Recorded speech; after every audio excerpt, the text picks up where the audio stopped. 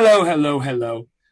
Welcome back to the Dynasty Wonderland podcast with me, your host, the Mad Chatter, Ryan MK. Follow me at RMK Madness on the Twitters, on the gram, and with me, as always, by my side at this Mad Dynasty party, the March Heron, Aaron Stewart. What's up, buddy? Oh, not much, man. I am just excited. It is draft week. Finally, all the BS stuff on Twitter can end. We can finally know where rookies are going to go and then start new arguments. That's right. That's right. And I'm very excited, very, very excited, because we have with us a guest. Keeping with the theme of everything, our very own DoorMouse, if you will. Although, in reality, much, much larger than a dormouse. And he is the man, director of content at Roto Underworld. You can follow him on the Twitters at Carpentier NFL. The man, the one and only, Cody Carpentier. Thank you for joining us on the Dynasty Wonderland podcast. What's up, boys? I appreciate you having me on. It's just like you said, it's draft week, baby, and this is what it all has come to. This is the most exciting time of the year for me, my opinion. Most hectic, I would say, but I mean, I just want to see where these guys are going to land. Who blows the draft up early on, who takes the surprising pick, how far does Justin Fields fall? I mean, we get all the answers this week, baby, and I can't wait. Me neither. I know we're all excited. It's going to be awesome.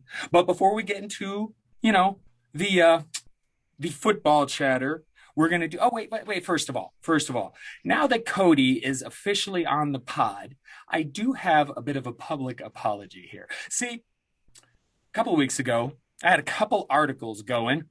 I finished one. I'm about done with the other one. I just got to go in and edit some stuff. And I go in to do that, and it dawns on me, oh, fuck, I forgot to do some of this stuff on my last article. Quick, go fix it. I go to fix it. What does my article say? Currently being edited by Cody Carpentier. Oh, shit. I don't know if he's ever edited one of my articles before. And now I forgot some stuff, and it's been a few weeks. Ryan, what are you doing? You forgot. How could you forget that? Oh, no. You need to apologize to him. How are you going to do that? And, of course, I never did. So it's a good thing you came on the pod so I can publicly say apologies, Mr. Carpentier, for getting. I just know one thing in particular was the text hyperlink. I don't know how I forgot that, but I was like, oh, this is so embarrassing. So public apology from the Mad Chatter to Mr. Carpentier. Good sir. It's apology accepted, man. No worries at all, man. No worries at all. It's it's a deep, I guess ether, if you will, of content over there, and it's right. I mean, things get lost, and you just keep churning out great content. That's all we're really worried about. There's no worries in the world. Thank you, man. I do appreciate it. I still felt like a little bit of a fool. So, apology done. We move on. Before the football, we like to get into a little bit of nonsense before. Sometimes I like to get a little serious, like we discussed before recording. I don't quite stick to sports, but have no fear, people. We're gonna have fun with Mr. Cody here, and there was a big event, I would say, a few days ago for me. I guess throws me back to some nostalgia from my childhood, and so it was the Mortal Kombat movie coming out this past Friday. And I had a lot of fun. Did either of you check out the movie? Do you care about Mortal Kombat? Did you what? I feel like I'm a few years older than you guys. So I don't know if you were big fans of the old one when you were in your youth. Let me know. Mortal Kombat fans, yes or no? So, not entirely, but I did play the game Mortal Kombat, all the way through high school, and that was like there you go. Pretty, I mean, intense, I guess, if you will. But I have not watched the movies at all. Okay. Mr. Aaron. And I haven't checked the movie out yet. I'm intrigued. Yeah, and it's got to be better than the 1996 version, right? I thought it was great. I mean, see, here's the thing. For my age at that time, that movie was fun as hell. it was like we finally got a Mortal Kombat movie because the Street Fighter movie also came out around the same time, and it was terrible. Jean-Claude Van Damme as Guile. What was this? What is going on here? So Mortal Kombat was like it had the theme music to it and everything. Dun, dun, dun, dun, dun. It was exciting. Looking back, yes, sort of lame. But this new one it has gotten mixed reviews, but I had a lot of fun. If you aren't one to nitpick movies, because I have a brother that is, but he also went to like film school and stuff, so it's understandable. But I really enjoyed it. The opening scene is great. It has some slow parts, but overall, if you at all ever enjoyed the Mortal Kombat games and you're a fan of just action movies, nice, ninja fighting and things like that, it's going to have special effects, but it is very Mortal Kombat because unlike the old one, this one has lots of blood and gore and cursing and things like that that feel more Mortal Kombat. So, but with Mortal Kombat out the way, we're a football pod. So, what are your top football movies? Mr. Carpentier, would you please go first? So this was a kind of a tough one for me because I haven't watched many movies in the last couple of years, but I can imagine. I gotta go number one, Longest Yard. I feel like that's the easy number one for me personally. I just loved every part. I think I've watched Longest Yard probably fucking 24 times. Like, I mean, that's the best football movie for me. I think number two has got to be Draft Day. If you don't like Draft Day, I mean, you don't like the draft. It's pretty self-explanatory, right? That's one of the best, realistic. I mean, we don't ever get to see the real, inside the war room unless you get like a little minute clip on Twitter here or there. But like that, right. The whole movie just, I think it's laid out great. And then I think Blindside maybe, and I don't know. I think that's probably my list. I dig it, man. I dig it. Now, I'm assuming you're talking about the original Longest Yard. I'm talking about the no. I'm talking about the Adam Sandler Longest Yard. Oh, okay. You know what? I'm with you. There's just a whole lot of people out there who, if you say you like the new one better than the old one, lose their fucking minds. Anyway, Aaron, please go. Well, I'm going to say that the two of my top three, Cody mentioned already. Longest Yard, of course. Like Adam Sandler, just he was funny once upon a time. He was funny back then. So, and I always think of the scene where Adam Sandler's the quarterback. And he just the refs are screwing him out of the game. He drops back and just throws a cannon right at the refs. Or left.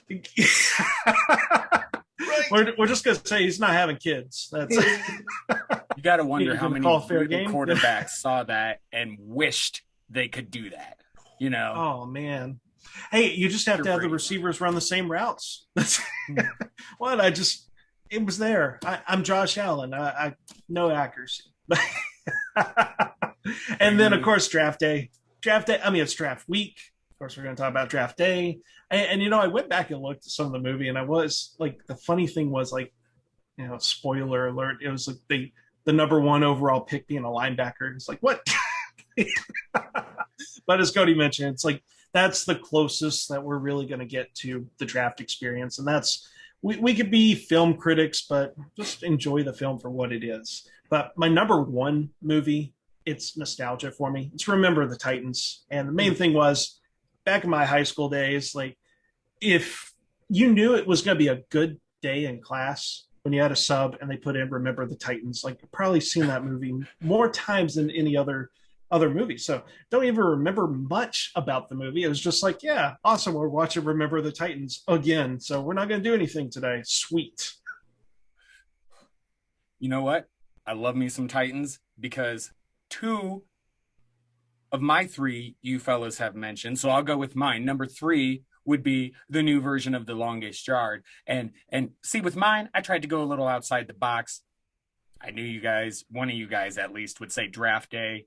I'm surprised you've both mentioned the new Longest Yard because again, I get screamed at by people who say, nope, it's the original.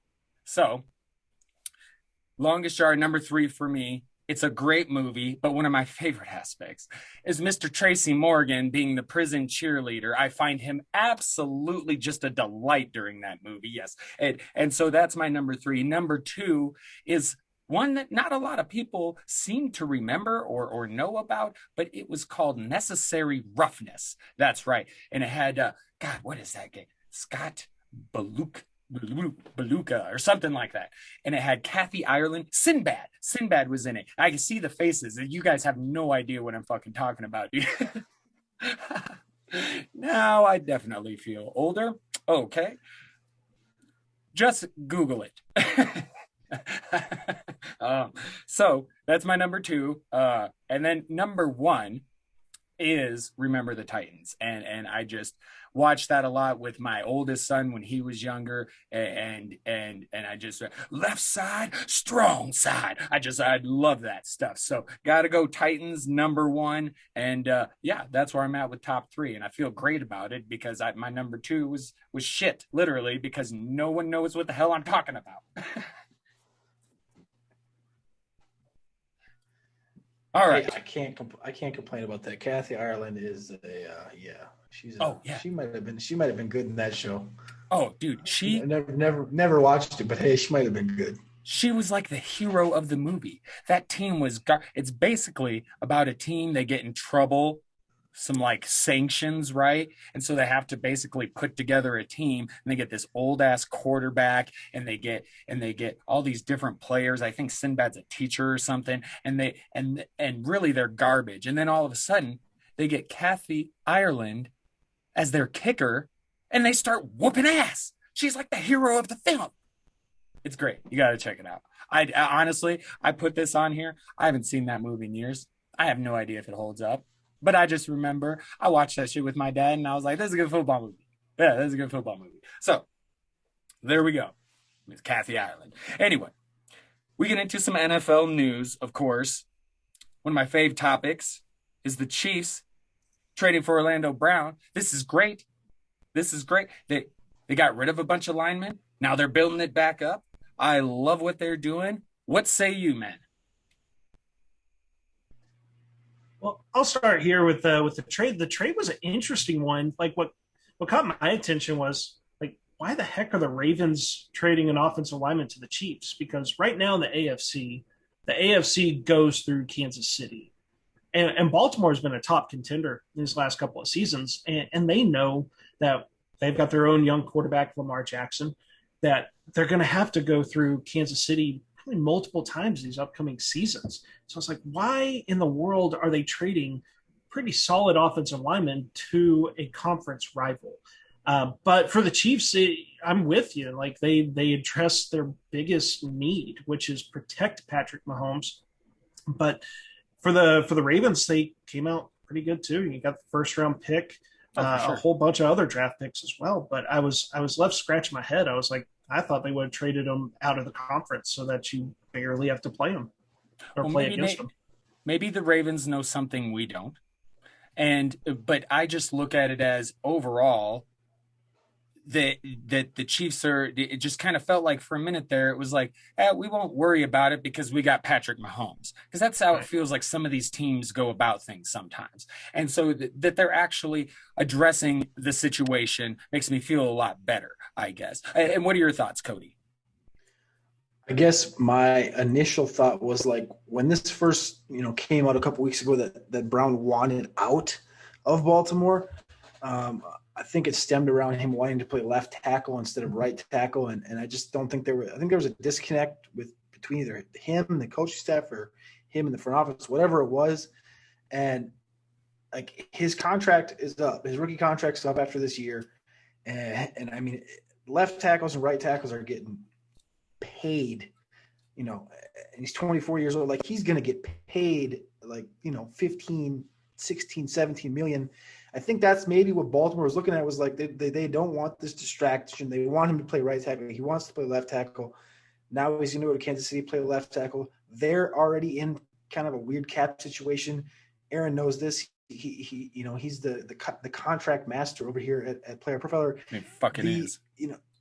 Exactly. And right. So down the road, we're going to see an article and it's going to say, the Kansas City contract implications, because like you're going to pay Orlando Brown, close to $20 million a year. You got Kelsey, you got all these guys on mega contracts. The same situation you're looking at with the Rams. Like they're just overpaid across the board. But anyway, why I like this for Baltimore, obviously they knew something. They know something. He wants out, whatever, let him go. But they brought in Dennis Kelly from the Tennessee Titans. They brought in Alejandro Villanueva from Pittsburgh.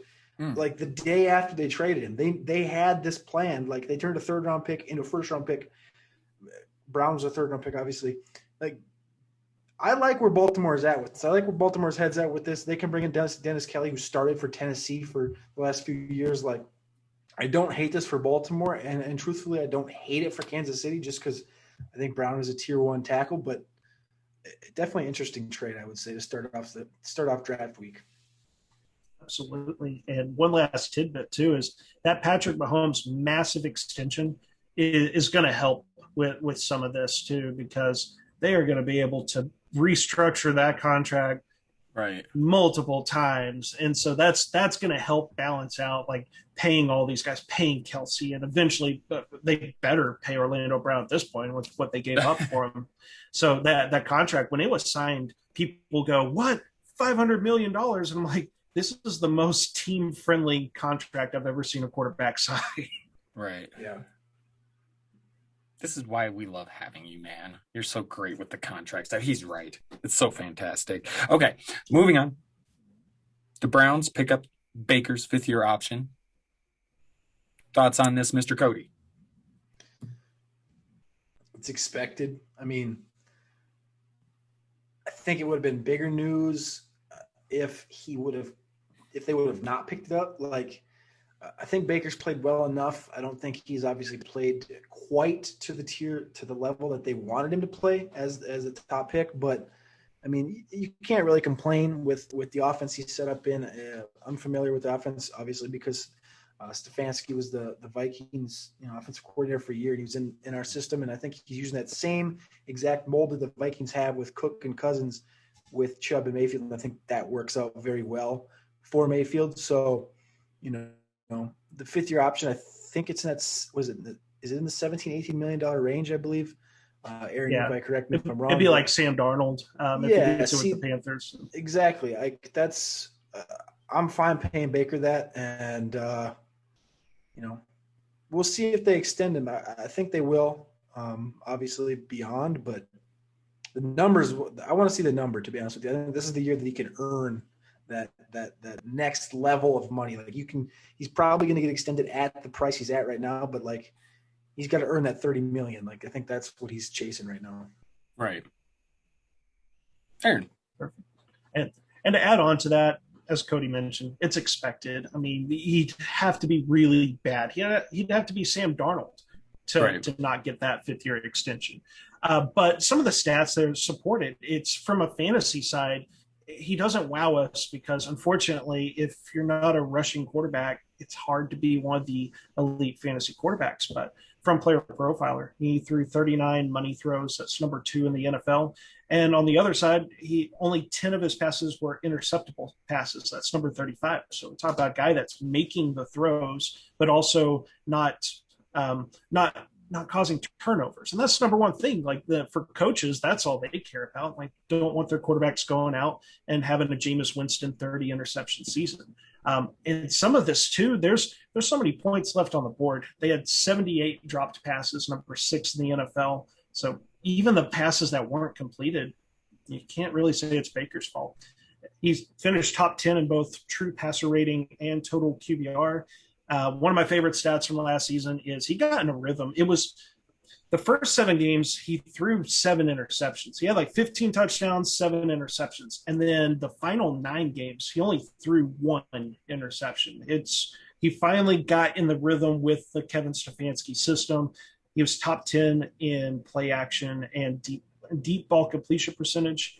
And there's still, from a dynasty and fantasy perspective, he's a solid QB2 in Superflex. He had a 4-week stretch, weeks 12 through 15. He was top 12 quarterback. So he has shown that he could be a productive quarterback. It's expected, and you know what? They're probably already working on an extension.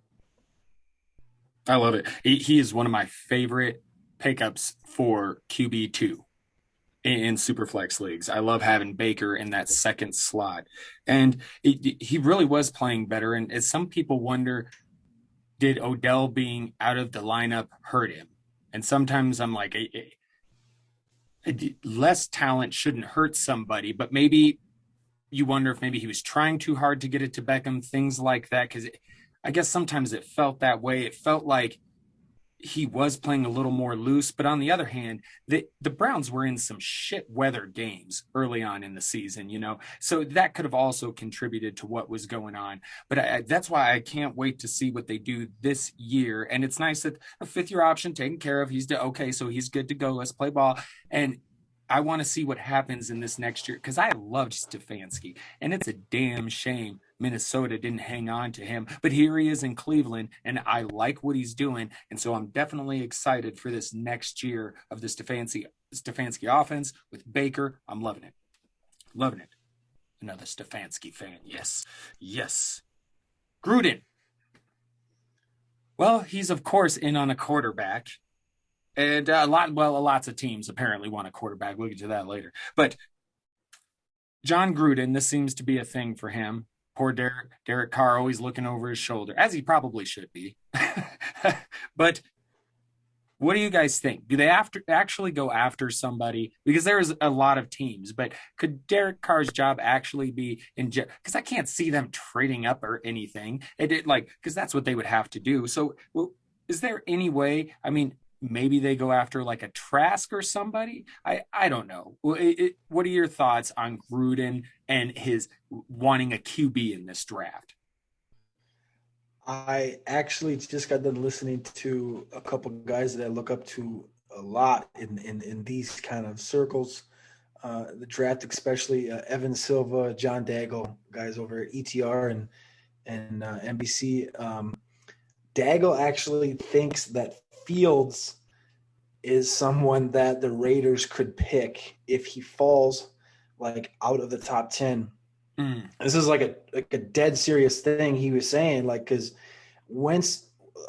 me personally, all right, so you can back this up to like pick number 3. I think Fields is that guy at pick 3. And everything that's came out has said Mac Jones. Michael Lombardi said Mac Jones, but like everyone thinks like, okay, after that point, where does Fields go? Because he's not going to go to Denver. It doesn't feel like he's going to go to Carolina.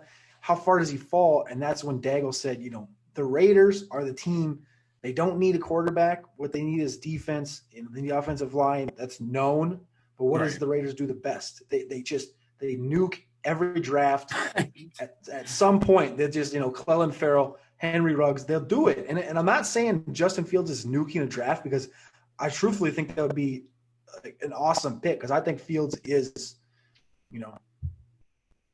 way better than he's getting credit for right now, which I think is complete bullshit. But that's on an entirely different note. Like if Fields falls that far, 100% go in on him. Like Carr's contract, 0 dead money next year, 2.5 million dead cap this year.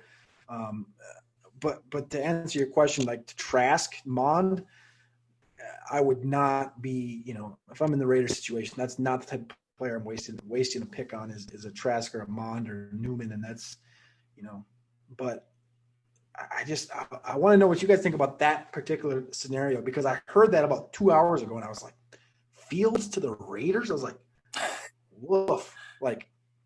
Could you imagine? Like, that's a big drop. What is that? They're picking at 16, 17, something like that. Like, what do you think, Aaron? Where do you, Well, and we've looked at these top 5 quarterbacks, and my goodness, all 5 of them just they show traits. Like even I know we're all low on Zach Wilson, but I was watching some throws. I'm like, damn, for being the 5th quarterback, for player, we're player profiler guys. That's where we got him. I'm like, golly, that guy's pretty impressive there.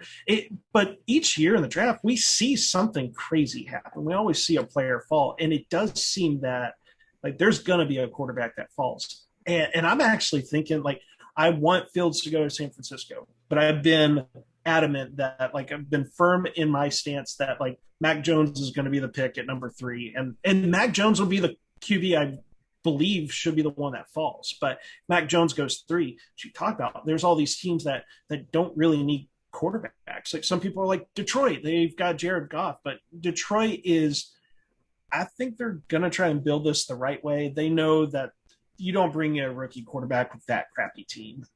Denver is interesting. That's who I think Fields goes to. But let's just say that Fields slips. We could see it. We're starting to see a lot of negative news. And Las Vegas would be interesting because I looked it up here. So, of course, John Gruden got the massive 10-year deal.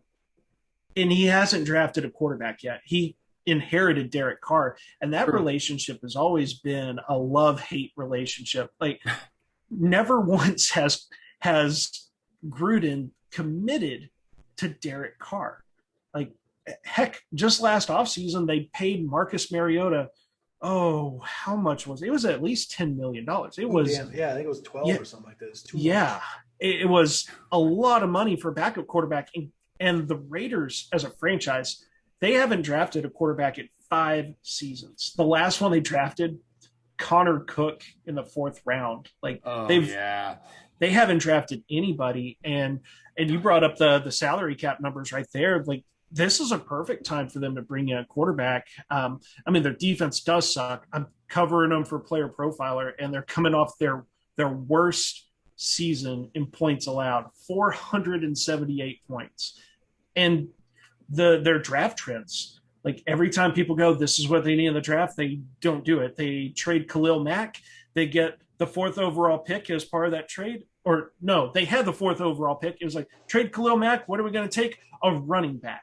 So them trading up or taking a quarterback that falls to them just seems to make sense. Derek Carr, there's $2.5 million dead cap left. Like, that's all the guaranteed money left on his contract. So, if John Gruden just falls in love with a quarterback, like he finally has the QB he can take and kick Derek Carr to the side, or probably trade him to get some of the draft picks back if they end up trading up in the draft. But yeah, Derek Carr, I've got a little bit more for him a little later in the show.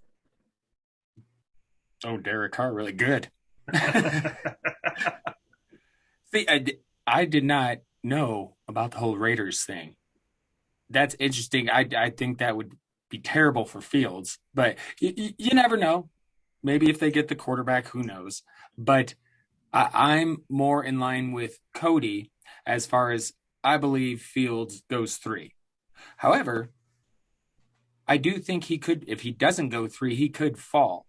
And I'm this is one where I'm more with Aaron. I think Denver could be a team that and it's not because I'm back in Denver and I'm some big Broncos fan. It's just, I think it's fantasy and just football, period, everything.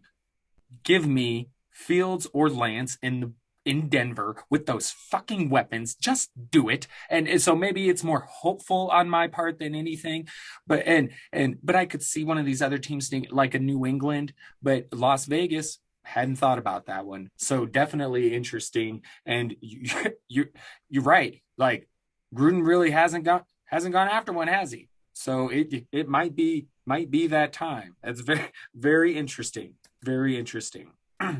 Speaking of interesting, Julio Jones came out.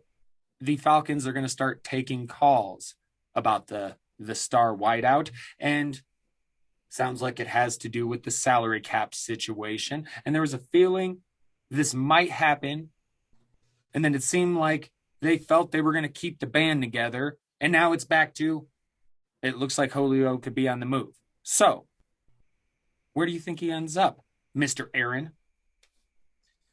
One of the things I do want to talk about Julio real quick, because I can't give an input without mentioning a contract thing, but they can't get any 2021 picks for him. And the reason for that is if they trade him, or they're not going to cut him, but let's say if they move on from him this offseason, it would cost Atlanta $17.5 million on their salary cap. Like, he's got a ridiculous salary cap hit this year. And Matt Ryan's the same way. But the thing that they were talking about in the story, and it's true, is that you can do what's called a post June 1st trade. We've heard of post June 1st cuts, and just to briefly describe what it is when you do that, you're splitting the cost between two seasons. So for this season, 2021, the only guaranteed, or sorry, his signing bonus and he has an option bonus. Those are two guaranteed portions of his contract that come out to be $7.75 million. That's the only dead cap. They would save $15.3 million, but the limitation is they can't get 2021 picks. They would have to be acquiring 2022 picks and beyond. So it's kind of a rough one. Like if Atlanta does this, that is rough. They really are waving the flag and they're going, we're a rebuild. If they're doing that, they might as well draft Trey Lance and pick 4. Yeah. Exactly. So the draft will tell us what they're going to do with Julio Jones. If they start making picks and you go, how does this help the team this upcoming season? Then you need to start monitoring Julio Jones. Now, your question was, where do I think they're going to go? Man, one of the things I put it on Twitter today, actually, like Julio Jones' 2 best seasons came 2015, 2016, and the offensive coordinator was Kyle Shanahan. You get him in San Francisco, oh my goodness, whatever quarterback they take, they can take Mac Jones, and they're still going to be fine. He's going to have Julio, Brandon Ayuk, Deebo Samuel, of course, George Kittle at tight end, whoever they pull in at running back, because we know that in a Shanahan offense, it doesn't matter. Raheem Mostert or Wayne Gallman, who they just brought in, that would be an explosive offense. And some people go, well, Atlanta won't do this trade with the NFC rival. And if they were competing, yeah. But we just saw Baltimore and Kansas City, 2 teams competing in the same conference, do a trade if the price is right. Sure. And San Francisco's already gone all in. They've traded the future first round picks. They don't care about like having draft picks. They're going to start doing what the Rams did. Trade away the draft picks. Who cares? So, hey, if you're San Francisco, Kyle Shanahan, pick up the phone, see what it takes to get Julio. It may take the second round picks through 2022 and 2023 because that contract's bad. Like, I don't think they're going to get a first round pick for Julio, who's dealing with injuries. He's up there in age and a really bad contract. I like it. See, go ahead, Cody. No, I was just agreeing. I was just saying now with that contract, they're not going to get anything. I think that they think they will. And as you said, San Francisco seems like the only situation that really makes sense. Like you just think across the league, like, who could he go to? Who could he fit into? Is like the Jets are maybe the one in the situation they have money, but like the Jets aren't going to make that move. Like the Patriots, maybe. I mean, maybe the Patriots, but like I just couldn't see it. I think this is more so just like a, get some attention to the team, like see what is out there. But like exactly what Aaron said, the numbers are just, there's just too much there to move. I don't think you'll see it happen. See, I thought it possible despite the contract. Now, I missed the detail about no first rounder, so that kind of screws up what I would have said. But I was going to say Baltimore because they could offer – they just got that pick from the Orlando Brown trade. They got 2 late first rounders. They could offer a late first rounder. Obviously, that idea is out the window. The only other idea I had was the Patriots. But like you said, with the contract, without first round pick, and with the contract, maybe nobody would want to pay a first anyway, which is why I zeroed in on Baltimore with 2. But again, down the drain. So now I think I'm with Cody. I think it's going to be tough to see him actually get moved, but maybe we find out differently in the draft. So Julio Jones, I would love to see him in that fucking San Francisco uniform. That would be pretty cool. I think he'd look legit in that. All right, fellas.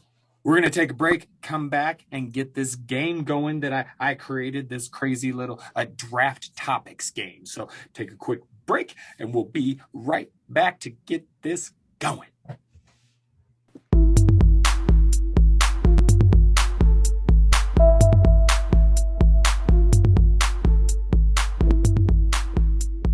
Okay, back and ready to go. Had to empty the bladder again. I feel much better. Cody's still with us. This is awesome. And we get to get some of his wonderful insight on. I mean, Podfather was just bragging the other day on the pod about the work you've done, Cody, and the big board and all of that. So we're excited to have you on, man. You know your stuff. So we're gonna get into it with a little bit of a game, draft topics game, and basically the way this is gonna work. Got some topics on some cards. We're all gonna take turns picking a color and a number, and then we'll read the topic from said card. And I got to tell you, a lot more goes into this than you might think. Maybe not. I mean, it could be a lot simpler. I'm often stoned when I do things like this. So, but I started off and I start going through the cards and I'm getting the colors on there, because I got the colors on the back of the cards and I'm using regular markers and I go flip it over to write the topic. It's bled through. Stupid fucking Dollar Tree cards. Damn it. So then I have to do it all over and I try some highlighters and I'm like, this is perfect. But then I hadn't thought it all the way through because I was going to color coordinate with the fucking dry erase board. Well, I don't have an orange dry erase marker. So now I've got the green, I've got the blue, but then I've got orange cards. And so there's yellow and so whatever. Anyway, that's my rant. Dollar store, index cards. Fuck you. Okay. So we get into the game. Good sir, Mr. Cody Carpentier, will you please go first for us? Blue number 3. Blue 3. Yes, there we go. Blue 3. Current players and Jeopardy, and not the Aaron Rodgers game show kind, in jeopardy of losing their jobs. Start us out, my man, Cody. This is a good one. Let me think here. I'm going to go to your hometown where you're stationed right now. I'm going to go to Denver. I'm going to go running back Melvin Gordon. Turns 29 in the next week or two. He'll be a free agent after the season. Mike Boone, former Viking, sitting behind him right now in that Philip Lindsay role. Don't be surprised if Denver uses a second or third round pick on a running back. They used a second round pick in 2013, a third in 2012 and 2018. Don't be surprised if they go after a Chuba Hubbard, maybe round 2, round 3. He'll be good for about 2 years, 600 carries. Then he might, be toast. But hey, I think that is one running back that's on the hot seat that might not be looked at quite like he is, because he was 9th last year in rushing yards and carries. Had a strong season, but he's 29. That's right on that ledge. Free agent next year. That's where I'm going. I love it because he really is. Him and his quarterback, I think, is in a little bit of jeopardy. Aaron, you go ahead and go. All right. Well, I'm going to go down to Florida in Jacksonville because there's a receiver there named DJ Chark. Entering the last year of his rookie contract, you have a brand new coaching staff coming in. They added a receiver this offseason, Marvin Jones, who plays a pretty similar style as DJ Chark. They're the speed stretch guys. Chenault's, he's versatile. He could be used in the slot. He really could be used anywhere. And they have an intriguing guy, Colin Johnson, a big, tall, 6'5" guy. But also, you look at the draft, we know that there's a lot of good receivers in this class. More so in day 2, in the second and third rounds. And the Jacksonville Jaguars, they've got 5 picks in the first 65 picks. Talk about the receiving class being deep. They don't have to use a first-round pick on a receiver. They use one of their 2 second-round picks or the top pick in the third round, and they grab a receiver. Chark stays may be numbered. He may even get traded too. I like it. See, when you said Jacksonville, I thought you were going to go James Robinson because there seems to be some of that going around. And I'm worried about that because to myself, I'm saying you could spend your picks on anything. I mean, is James Robinson likely to be as productive as he was last year? There's a good chance he isn't. But when you've got that cheap of a running back and he is talented. Yeah, I don't just. But I also have a little bit of a soft spot in my heart for undrafted running backs. But I very much am with Cody on Melvin Gordon because him and Drew Lock are my two big ones. I really feel like I, there's something about Denver. They've upgraded the defense that should play better. They made some signings. They've re-signed some guys. Von Miller back. The defense should be better. This offense is loaded. You add another running back, you bring in another quarterback. I mean, this team could be rearing to go, a force to be reckoned with. So I just feel like this is the draft. Denver, attack, and get your team solidified. And again, it's part hope on my side as a fan and as a fantasy football fan, but I really feel like that's the way to go. So when I really look at it, I could come up with other names, but really that's what I put down is the Denver guys because I really feel like big draft for Denver. Maybe I'm wrong. Maybe I'm just being hopeful, but that's what I got for that. All right, Mr. Yotan. Let's do green number 2. Green two. Top wide receivers after Mr. Ajama Chase. Kick us off. One of my favorite ones is Terrace Marshall. There are some question marks. It seems that more people that watch film don't like his routes there, but just look at his profile. One of the things that stands out, 23 touchdowns his last 19 games. Holy crap, he's productive. Great athletic testing, plus size. That's the key thing. He has size, something this receiving class is lacking. 6'2", 205 pounds, 59th percentile hands. Hands matters for receivers. And just look at the advanced stats. A 46.5%, 92nd percentile college dominator, along with a 19.2, 86 percentile breakout age. And with the breakout age, that came during the 2019 season with LSU, where he had future first-round picks, Justin Jefferson, Clyde Edwards-Helaire, and even his teammate in this draft class, Jamar Chase, who's going to be a first-round pick too. So teammate score is going to be great for Terrace Marshall as well. It's maybe a little buoyed by the touchdowns, but my goodness, you can't fault a guy for scoring touchdowns at the pace he did. Former 5-star recruit as well.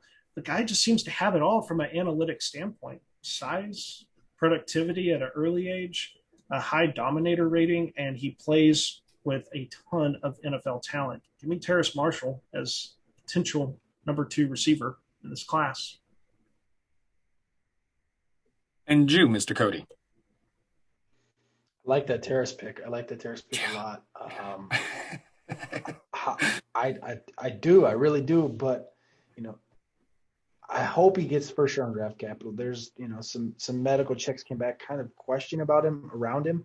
But, I haven't really dug into that. But I really like, and I think he's the one guy in this group, if you go down the top 10 until you get to Nico Collins and Seth Williams like that, he fits in that prototypical X role in almost any offense. I just feel like bring him in Baltimore would be beautiful. But for me, I feel like the easy one would be, Rondale, Rashad Bateman.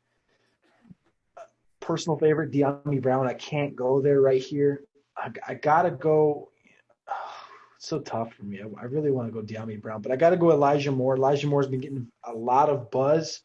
According to Todd McShay, he is wide receiver 4 or better on almost every NFL team's board for the NFL draft. 5'9", 178, 21 years old, 4.35 at his pro day. We have that at a 4.40, 93rd percentile, 98th percentile agility score, 1,193 yards this last year, 8 touchdowns, 256 special teams yards as a true freshman, 400 receiving yards as a true freshman playing with A.J. Brown, DK Metcalf. Like, Elijah Moore can do just about anything all over the field. He's training right now with Odell Beckham.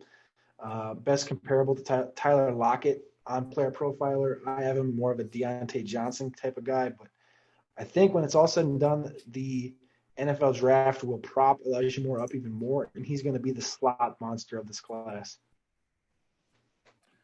I love that. I really do. I also love Aaron's pick because it was mine. I'd say I get to go first next, so this is going to be a little bit better. It's a little hard going third 2 times in a row because some of the stuff's taken. Okay, I should have thought more outside the box. So I will just go on to the next category. We've had a 3, we've had a 2. I'm going to go yellow 1 just to kind of keep it somewhat of a pattern. Okay, so what do we got? What do we got? Which is really orange 1. Stupid fucking. Who is the RB3? Okay. Now, this is a tough conversation. I was in love with Javonte Williams till the workout metrics. And now part of me just wants to still believe. But I see the comps. No Sean Moreno, David Montgomery. And I'm just not excited. And you go down the list. And you just got to wonder, draft capital is really going to help somebody. But no matter what happens when I look at this list, I keep coming back to Kenny Gainwell.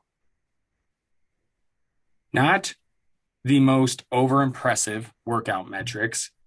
A lot of it, I mean, he's got the 40-yard dash, but a lot of the other stuff, average or slightly above.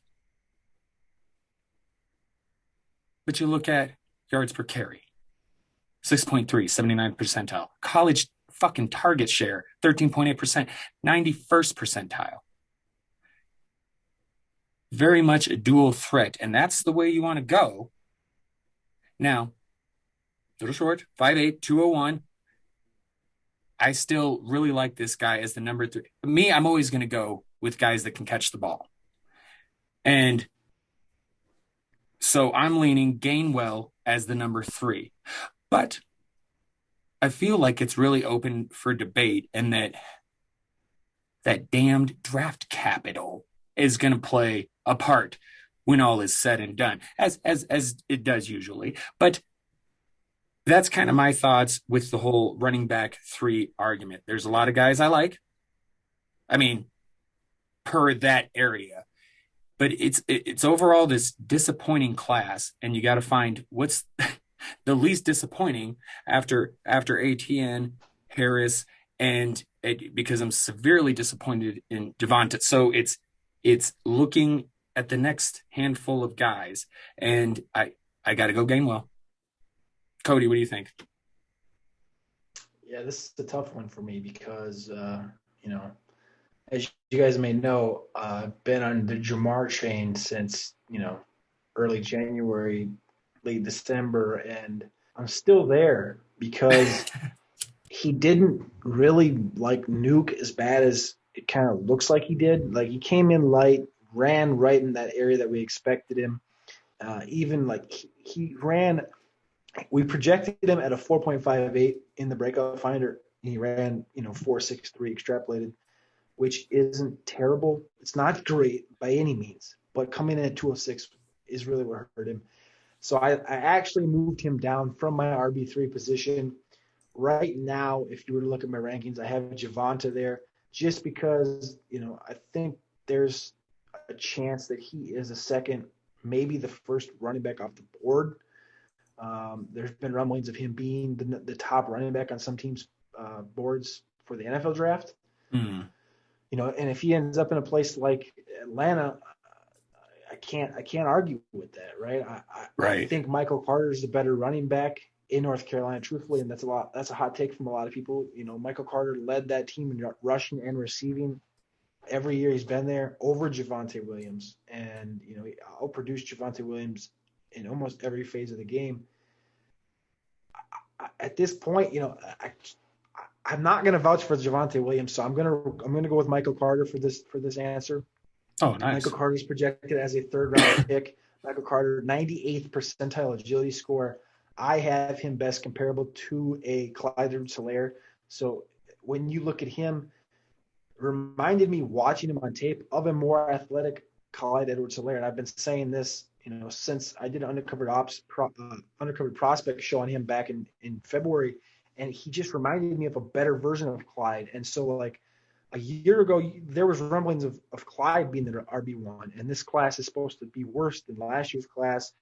You know, the way I look at things, I think Carter should be propped up higher than he is. You know, not everyone has him inside the top 10 and top 6, but I think he's the one underrated guy. 4.59 isn't beautiful, 50th percentile 40-yard dash, but 98th percentile agility, best comparable to Devonta Freeman.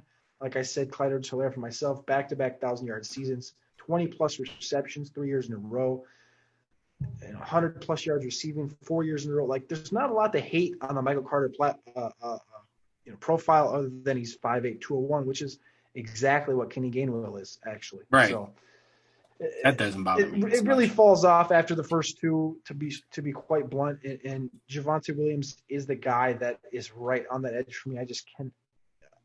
I guess unlike you, I just can't get on board with him for some reason. You know, you said you liked him, which I completely understand from his running style, but I just can't. This is a tough class, man.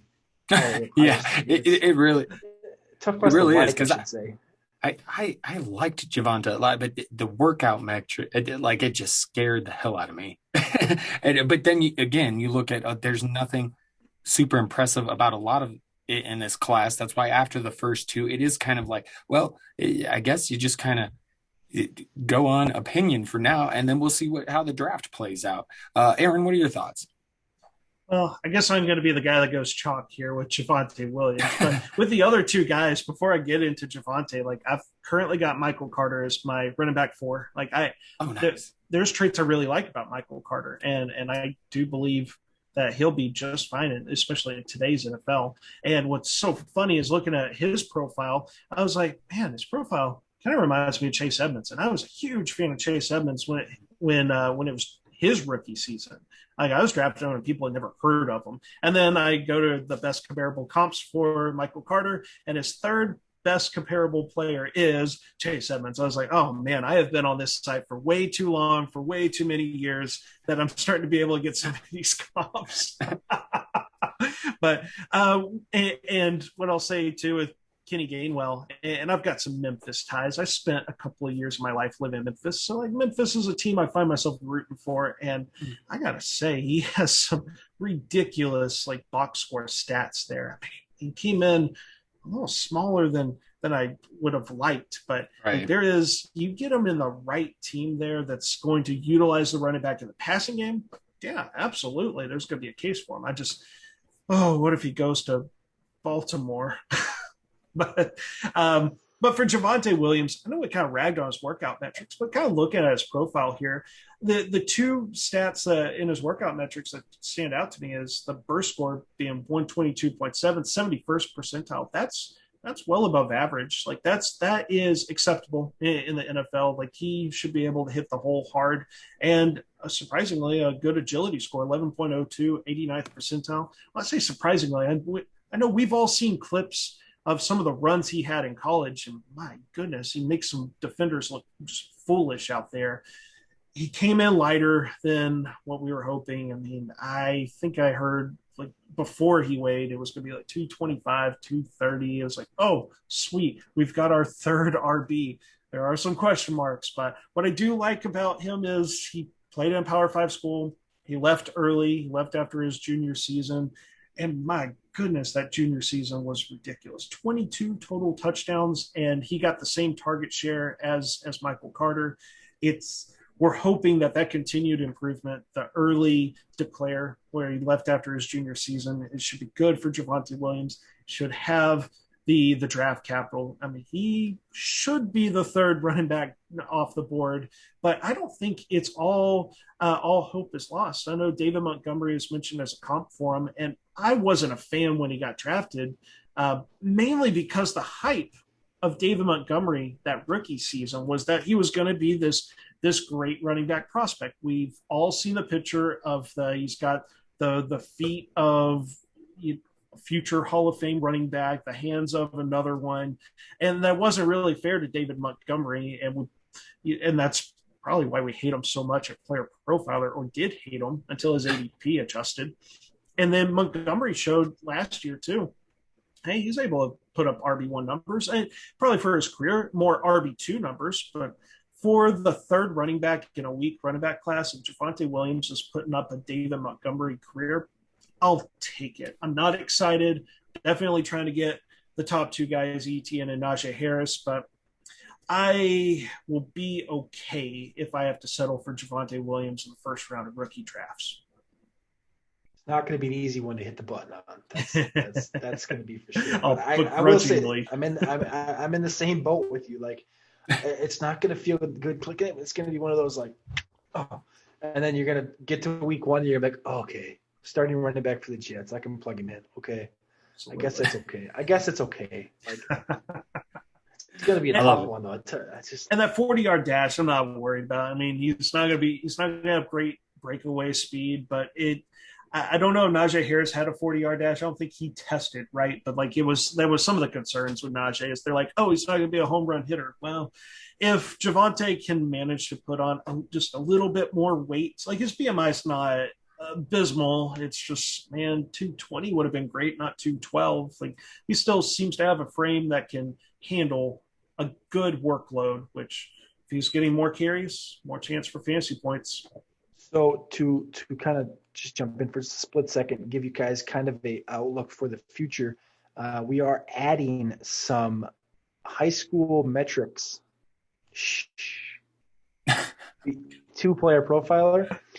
And what you will see is Najee Harris did run the 40 out of high school at the opening, 4.66 at 226 pounds. So, you can take that for what it is. I don't think he's a 4.66 guy right now. I think he's a lot closer to the 4.5 and down in that area. So there's not really much there to worry about because he's been in Alabama for 4 years.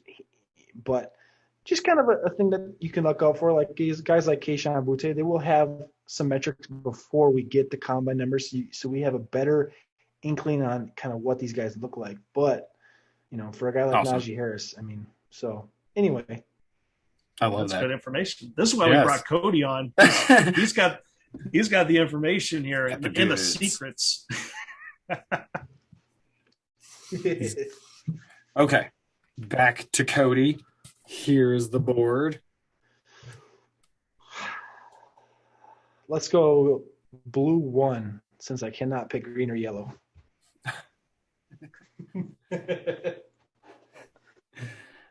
Some people just remember it's supposed to be orange. It's supposed to be orange. I see it now. I can see it now. Okay. Blue 1, you say? Yes, sir. All right. Blue 1.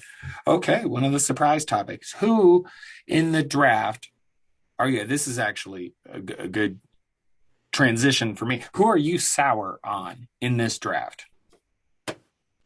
Maybe someone consensus is not. Who am I sour on? So someone I'm lower on than consensus, you would say? Mm-hmm. Definitely. Ooh, this is a tough one. I mean, shall I pass it to Aaron? Aaron looks ready. Yeah, pass to Aaron because mine might be a little hot. I gotta let this one simmer a little bit. Okay, we're gonna see how I set the bar here. So I don't have stats pulled in front of me here because we got the surprise topics here. But there's a guy that I don't have on my draft board in rookie drafts. I'm refused to take this guy.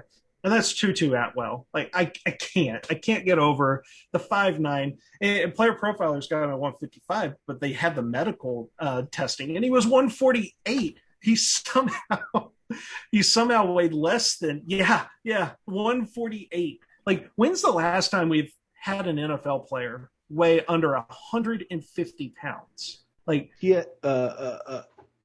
never. Never. So, and it's hard because I sit there and I'm like, college target share, 96th percentile, a remarkable 35%, a breakout age, 18.9, 92nd percentile, college dominator, 75th percentile. He's got speed. Thank goodness he's got speed. He has no burst. Like, my goodness, he's going to get jammed at the line, isn't he? Like, how is he going to make it in the NFL? I'm sure he's going to get draft capital, but even with draft capital, I'm not willing to throw a dart at him. Like, I can't get over how small he is, and like what upside does he have in fantasy football? Like, I'm just worried that he just becomes what maybe a return person, and I don't even see much special teams yards for him. Like I don't know if he has an ability to return kicks, but my goodness, a diminutive guy with no return experience, we'll say. Maybe he's got the capabilities, but if he can't return kicks, if he's getting jammed at the line, my goodness, I'm not on board with Tutu Atwell. Can't do it. Can't draft him. Okay. Cody, you want to I keep tend to agree. simmering or you want me No, to go? no, I'm here. Okay. I'm here. I'm Okay. here. I tend to agree with this Tutu Atwell, and I'm gonna add just a hair more into it and say I agree with you, Aaron. Not having him ranked, I literally have him wide receiver 34, which I think at one point Daniel Jeremiah had him going inside the top 34 picks in the draft. So, but with your weight thing, there is 1,064 players in the player profiler database at the wide receiver position, and Tutu Atwell is the lightest player in the database at 155 pounds. And now you mentioned the medical checks came back at 148. Nobody is under 150, like you just said. Like this Tutu Atwell thing, if it happens, will be. I don't even really know where to put it or how to even say, like. There's no explanation really for that. But my answer would be, easy one. I could go to Kenny Gainwell for being a guy I'm lower on, but I think I got to go Amon-Ra St. Brown. Amon-Ra St. Brown, I have not been excited for at all. I have him as my wide receiver 21. I actually have him one spot behind Tyler Vaughn's, his teammate, who, has been there for like 5 years, but runs much crisper routes. And I think that's how Vaughn's is going to stay on an NFL team. St. Brown, I think I might be just getting burnt from his brother, Equinemius St. Brown. That's forcing me this way, but a 4.66, 14th percentile 40-yard dash. He does have 86th percentile burst, but burst really doesn't matter. 4 wide receivers. His agility is all right. Best comparable to Brandon Lloyd. I think that is a high end best comparable. 5'11", 197, 1,000 yards as a sophomore. I'm not that excited about Amon-Ra St. Brown, and I know there is some people. I know Ray GQ. I know Ryan Lopes have him at around 10 and higher. So I'm not sold on Amon-Ra St. Brown at all right now. I think he's projected as a mid-third round pick. That's just not that's too rich for my blood. I feel you. I agree with you on both of those receivers. However, I'm going to go running back. And this might be a little spicy. It's not meant to be spicy, but this is really how I'm going to roll into rookie drafts. Look, normally I am all about the rookie running backs. Okay, because that is my theory in Dynasty. You recycle those bitches, and because the age apex. Aaron and I have talked about this before. I'm a firm believer in better a year early than a year late, specifically with running backs. And I love drafting rookie running backs. This year it's tough. With this class. We were spoiled last year with the running backs. And I'm just like, ATN's at the top. I believe that. But it compared to the rookies from last year, where would he go? I mean, it's just, to me, the class overall, lots of question marks. It's very disappointing. And if ATN's there, I'm good with him. But I'm sour on Najee Harris. And yeah, we don't have workout metrics, or anything like that. But people are going to draft this dude high. And I just don't want to spend a high pick on a 23-year-old running back. I'd like a little more time out of my running back than that. Now, there is the occasion that he might fall a little bit, and it really will depend on where he goes, too, because if Pittsburgh drafts him, that's a pretty sweet landing spot, right? And they're rumored to be looking. So I could see the attraction, and I just feel like that's just too high for me. You see after a few seasons what happens to these guys, and it's 23, it just bothers me. So I'm kind of out on Najee Harris, at least at his current ADP. So that's where I'm going to go. Although I do love the wide receiver calls. And I'm not going to say never on Najee Harris, but currently at his ADP, yeah, I'm not that interested. So that's where I'm going. Thoughts on that, by the way? I can't argue with it. I like Najee Harris from what I saw at Alabama, but 23 years old, that's what pushed me away directly. When we sat down and looked at rankings back in January, that's why I vouched for Travis Etienne.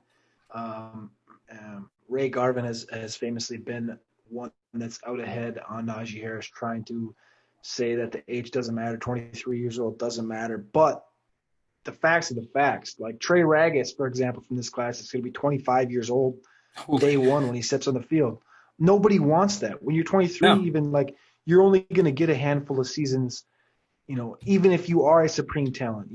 I would much rather chase, even in the situation where Javonte Williams goes to Atlanta, Najee Harris goes to Steelers. They're 2 years age difference. I think, and this is from someone that doesn't like Javonte Williams that much, I would rather have Javonte Williams for that purpose. Like, they're both good landing spots, but you're getting 2 more years of prime running back. There's just, you can't complain about it. Like, I mean, it's pretty straightforward for me. Like, I agree with you. Oh, well, thank you, sir. And on a previous pod too, Ryan and I have talked about how the truth about this running back class is that it's the rejects from the 2019 running back class. Etienne returned for his senior season. Najee Harris returned for his senior season. So, and that's been one of the reasons I like Javonte Williams. The only reason he didn't come out last year is he couldn't. He didn't have 3 years. He didn't have 3 years in college. So I can get behind like fading Najee. You have to wonder if I take him, say 101, like where would he have gone last year? Would he have even been a first round pick? Probably not. All right. Good stuff. And it's Aaron's turn again. All right. Let's take yellow number 2. Yellow 2. Orange 2. Orange 2. I'm colorblind. Don't you like my yellow shirt? It's really. All right. Aaron, start us off on sleepers. Who do you got as a sleeper or 2 or 3 or whatever? Let's get into it. This is one of my favorites too. Let's go. Can I give 2? Is that all right? Yes, sir. This was my favorite section to fill out here. So I'm going to start off receiver. And I have fallen in love with this sleeper receiver. I hope I pronounce it right. Simi Fehoko from Stanford. So stat line last year is only 6 games, but he had 37 catches, 574 yards, 3 touchdowns, lead the team. Next top 2 receivers, they combined for 40 catches. He had 37 by himself. The next 2 guys in Stanford combined for 40. This receiving class, we've said it multiple times here, it's talented, but they're all small. I'm looking at you, Tutu Atwell. This guy, 6'4", 222 pounds, 10 1/4 hands, 113.7, 95th percentile speed score, 11.04, 72nd percentile agility score. Size, speed, talent, boom, he's got all 3. There is a glaring thing on his profile there, and that's his 21.8, 20th percentile breakout age. Yikes. But then I started to remember of a receiver last year that had everything except he had a late breakout age, and it was Brandon Ayuk. And I started digging into his profile to find out that he had to go junior college because he didn't have grades. He was talented. He had a scholarship from Alabama, not Simi, but Ayuk did. And I was like, oh, okay, that explains the late breakout age. He just didn't have the grades to get into college in his age 19 season. Well, Fehoko he's a member of the Latter-day Saint Church. And anyone that's familiar with members there is that if you are a Mormon, you have to go and serve 2 years in a mission. That's what he did after high school. So graduated high school, went to South Korea, and spent 2 years on a Latter-day Saint mission. So then his freshman season, he was already 20 years old, but not something we can fault him on. It's just that's his religion. He's played with NFL talent in his time there. Guys that haven't done much in the NFL, but Kobe Parkinson was drafted 4th round. It looks like he used a redshirt season, maybe involved in Seattle this season. They Jaws, JJ Arcega-Whiteside was a 2nd-round pick. A poor decision there, but there was draft capital. Caden Smith, the tight end, 6th round, and Bryce Love, he could never come back from his injuries, but he was a 4th-round pick, and running back at Stanford put up 2,000 yards. Now, a lot of people go, that size, 6'4", 225 pounds, that sounds a lot like J.J. Arcega-Whiteside, and we've all been burned. I've been burned by J.J. Arcega-Whiteside. It took a little bit to get over the Stanford receiver thing. But here's the deal with Simi Fehoko. He had a higher target share in his junior season, 26.6%, than J.J. Arcega-Whiteside did, 20.7%. Also, he came out his junior season and not his senior season like Arcega-Whiteside. You look at the workout metrics, Simi Fehoko has everything on J.J. Arcega-Whiteside. I get why some people would avoid the big, tall receiver from Stanford, but this guy is checking all the boxes for me. Like I may be bumping him up my board, and I've actually got Cody Carpentier's the ultimate prospect playbook from his Patreon. I'm not going to spoil it, but I could tell that his rankings and my rankings of the rookie receivers, that he likes Simi too. So I feel like I'm in good company with Simi. Can I give one more quick one here? Of course. That was my long one. Okay. There's a tight end that I really like that I've mentioned previously on this podcast, and that's Hunter Long. Junior season, 23.3% target share. 23% for a tight end? That's absurd. It's hard to find guys that reach double digits. His athleticism, it doesn't jump off the charts. He's not an Albert O, but the athleticism, it's just good enough to make it in the NFL. Also, he has size, 6'5", 254 pounds. His arm length is 33 3/4 inch. That's 78th percentile. He's got the breakout age at 20, that's 80th percentile, and a 21.8%, 69th percentile. Nice college dominator. And I take it with a pinch of salt here, but Lance Zierleins, I like reading what he has about rookies. And for his weaknesses, all I could really see for Hunter Long was stuff that could be coached. Blocking technique, whatever they consider toughness and play strength. I don't know what that is, but that seems like stuff that you get them on a team with a good tight end coach, you can teach them how to block. But man, that target share, the size, he's got everything that we look for in the analytics. So Hunter Long, I will definitely be having him on my team. Swing it around to Cody. You know I love Hunter Long. Like you said, on Patreon, on those Ultimate Prospect Playbook where I have my rankings, I got Hunter Long at tight end number 2. I think Hunter Long's the most pro-ready tight end. I've been saying this for the last couple of months. It's no secret. So I'm in full lockstep with you. Simi Fehoko the same way. I got him best comparable to Michael Pittman. We are in lockstep on both of these guys. I'm going to go with a couple guys a little bit further down the line.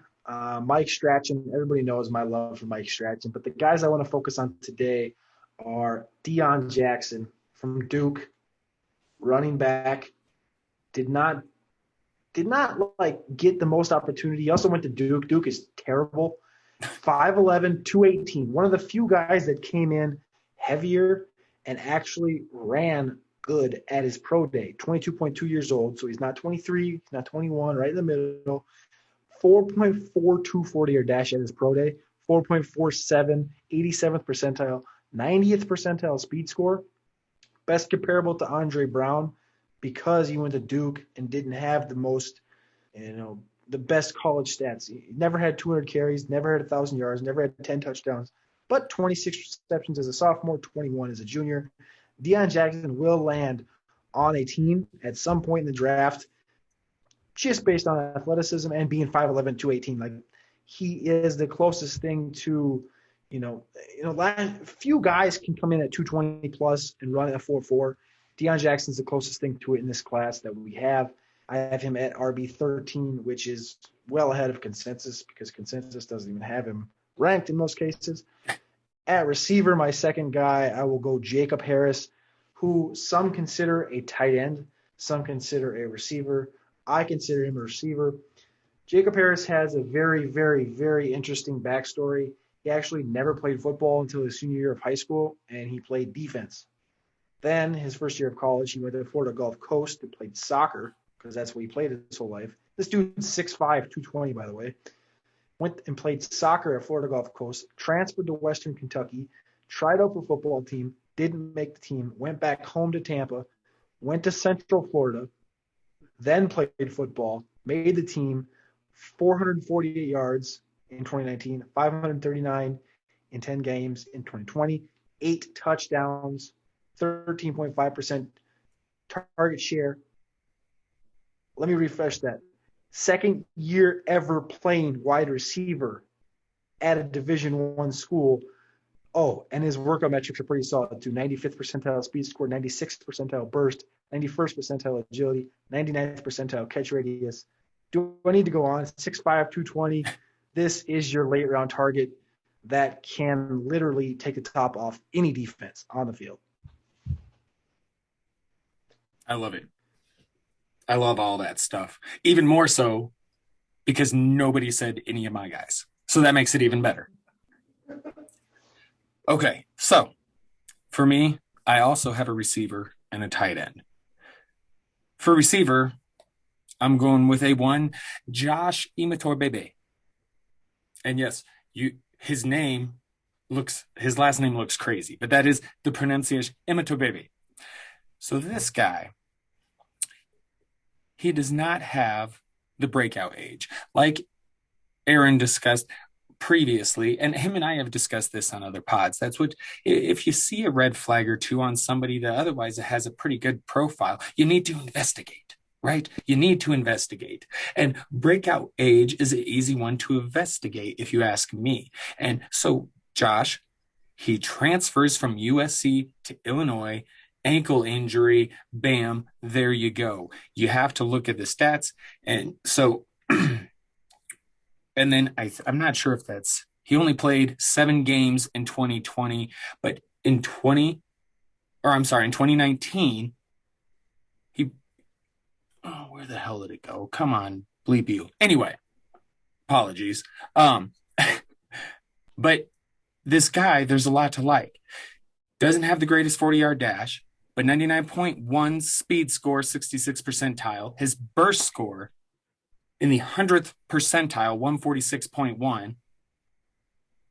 And then you've got his catch radius at 10.36, 96th percentile.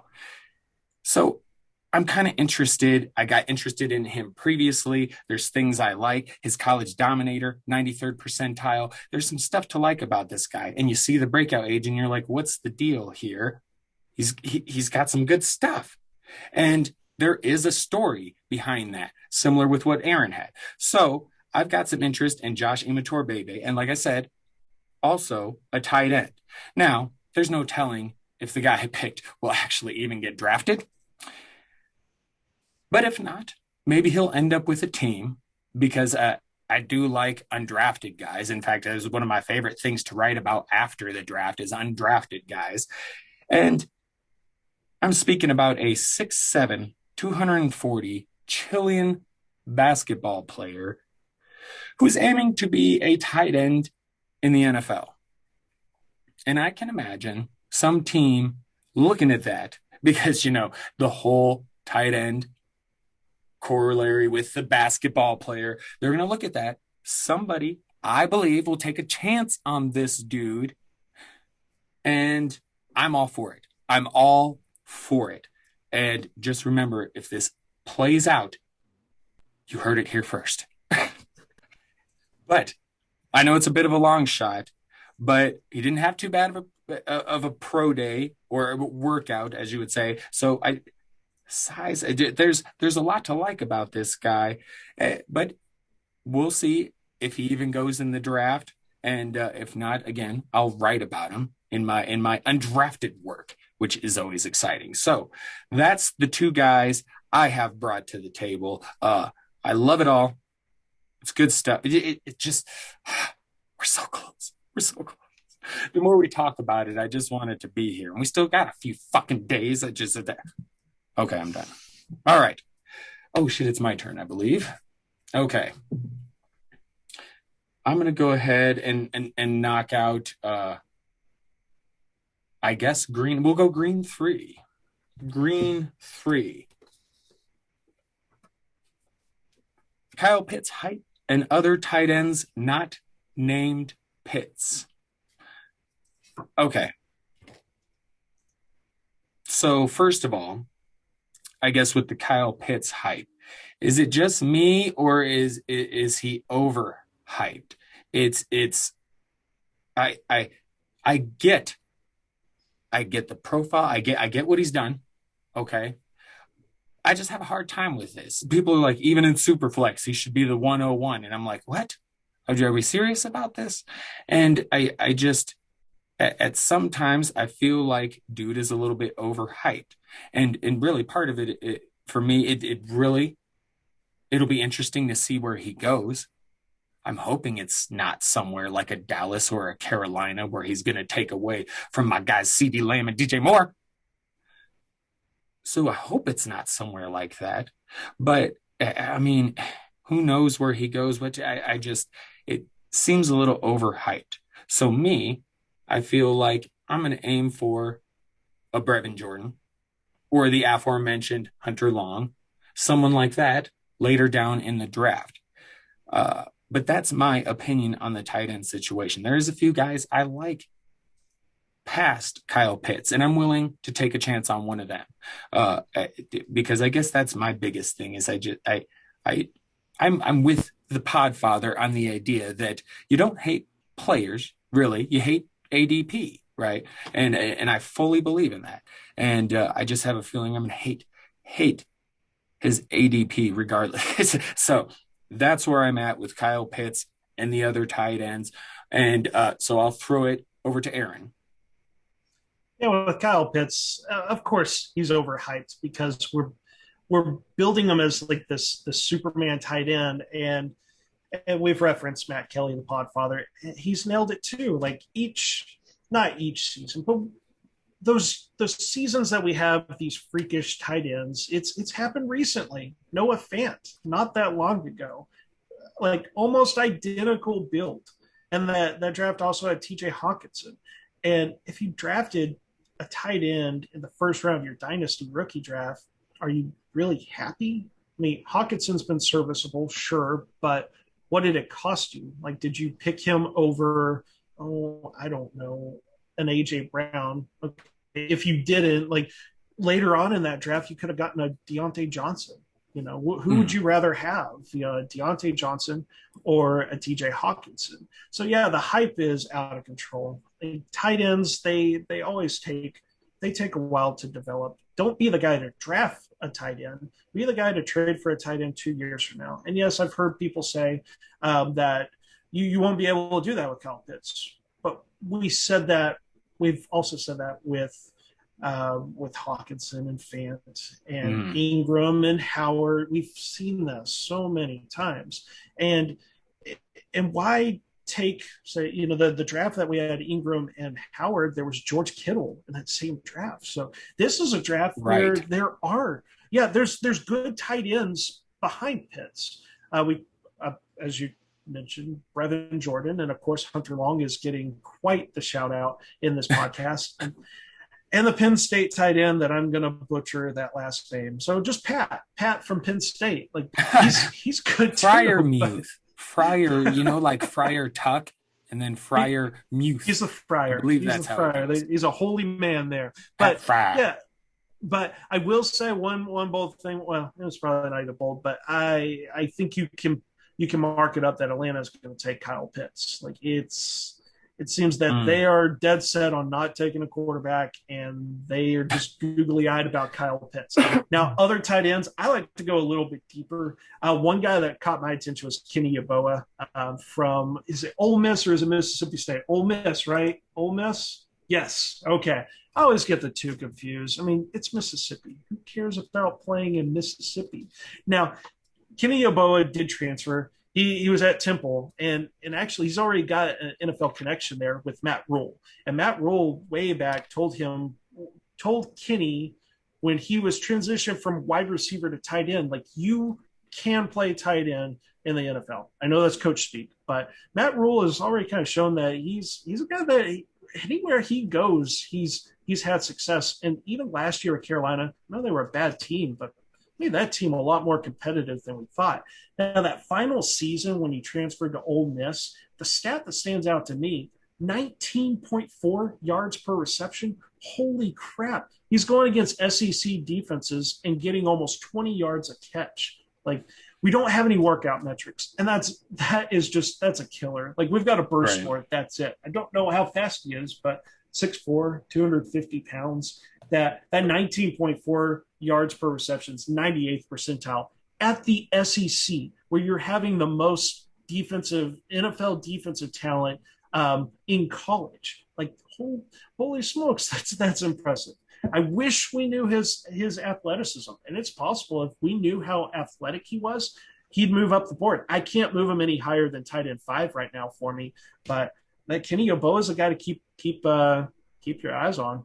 And hopefully we didn't take all the tight ends for Cody there.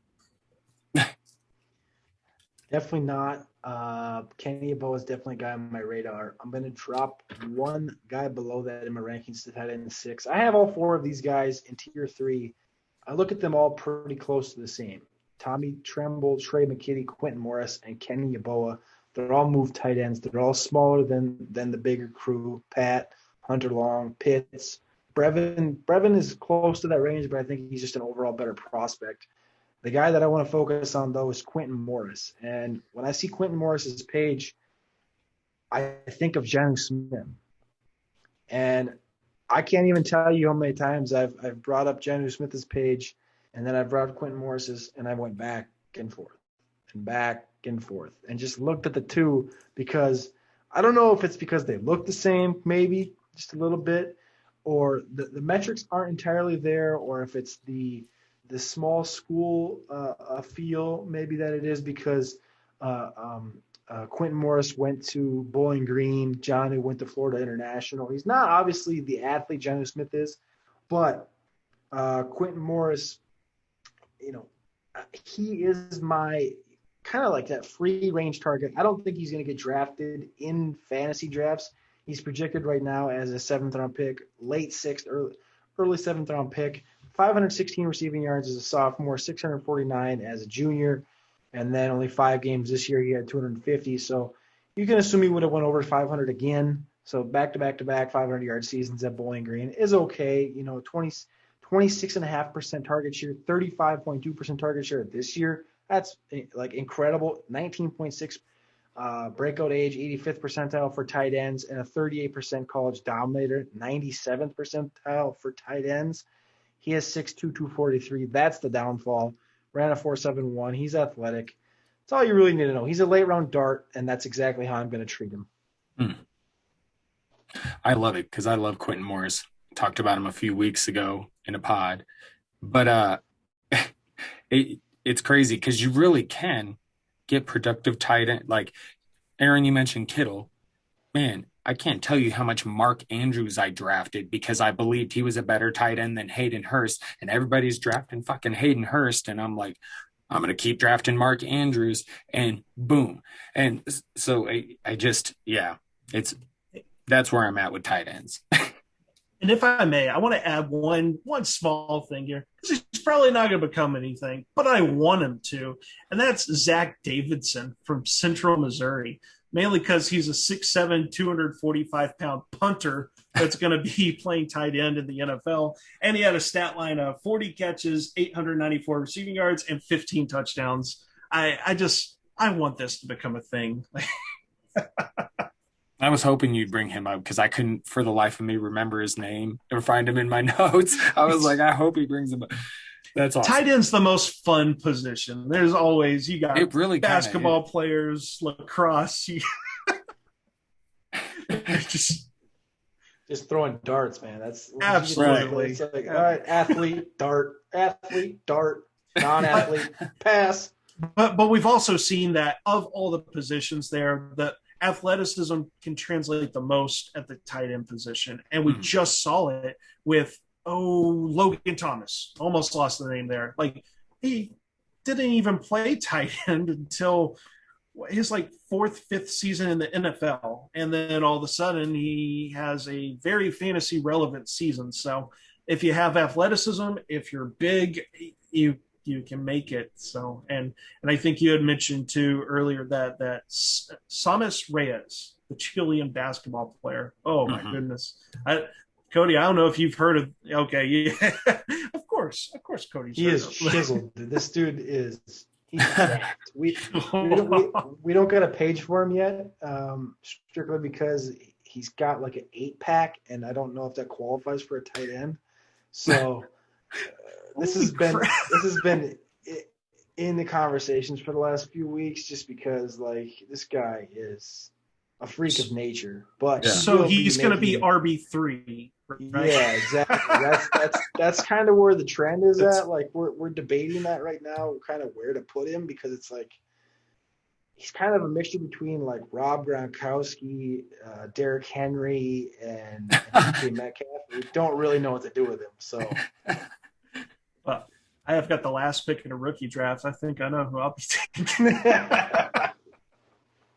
Right, dude. I love these kinds of. That's why like people laugh at the other day in a dynasty league, someone was like, "Take these 5th-round picks off my hands," and I was like, "I'll give you Deshaun Jackson for them," because I still had Deshaun Jackson at the end of my bench, and they were like, "Boom, okay, done," and I was like, "Sweet." Now I get rid of Deshaun Jackson because I didn't want to just cut him, because somebody will pick him up. So I wanted to get something for him. And 2 5th-round picks, okay, 2 dart throws, okay, why not? And so, hey, there you go. I love him. And we move on. I can only assume Mr. Cody will want the blue 2. The blue 2. Okay, yes, sir. We will go blue 2. Blue 2. And that is actually perfect, because this category is why Cody, you can't even see it, why Cody loves Jamar Jefferson. This one's all you. You already talked about him a little bit. So really, I'm just going to cede the floor to me and Aaron, cede the floor to you. This is the other surprise category. You can talk Jamar Jefferson, talk whatever you want, bro. We appreciate you being here. So let loose on whatever you want to let loose. This caught me. I mean, I could go or don't if I got you too much on the spot. No, I could go on Jamar Jefferson for probably close to a day. I think just based on what happened at his pro day, came in light, ran a little slow. I think it has created, for me anyway, I don't know how the outside fantasy community is going to take him. He might be a 4th-round pick for some people, because current projections for mock drafts, which you can take those for what they are in a COVID year.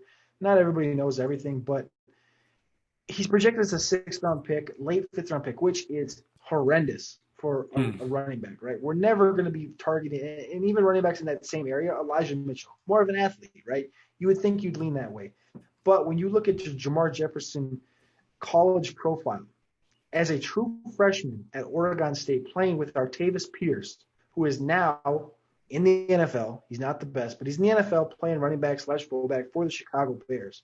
Jamar Jefferson came in from the jump, day one, 239 carries, 1,380 rushing yards, 12 total touchdowns on 25 receptions as a true freshman in college, 18 years old. As a sophomore, he split carries with Artavis Pierce. Did not mention year one that Artavis Pierce did, get injured a little way through the year, but does not matter. Jamar Jefferson still dominated that freshman season. As a sophomore, he split carries with Artavis Pierce, 9 games, 685 yards, 10 touchdowns, 9 receptions again. And then in 2020, with a short COVID season, 6 games, he had 860 yards rushing, extrapolated to close to 1,700 yards if he were to play 12 games like he did as a freshman. Absolutely ridiculous. And I think that's where he's getting sold short is people are looking at the whole number, 858. But nobody's looking at the fact that he played 6 games, not 12. Yeah. And I think that's huge. He's 21 years old. Yes, you look at the workout metrics. Nothing's above 40th percentile, which is ugly. I can agree. But 5'10", 206, 37th percentile BMI, 4.65 40 dash. We've seen players excel with worse profiles. Best comparable to Jamal Williams on playerprofiler.com. For me, my comparable was Mark Ingram. My playing style, watching him on tape, was Marshawn Lynch. Obviously he's not the size of Marshawn Lynch or quite the athlete of Marshawn Lynch, but the aggression that he runs with, his tenacity, and how he attacks on the field, it reminded me of Marshawn Lynch in a Mark Ingram body. Mark Ingram even has some of those tendencies, and I think that's what fits Jamar Jefferson.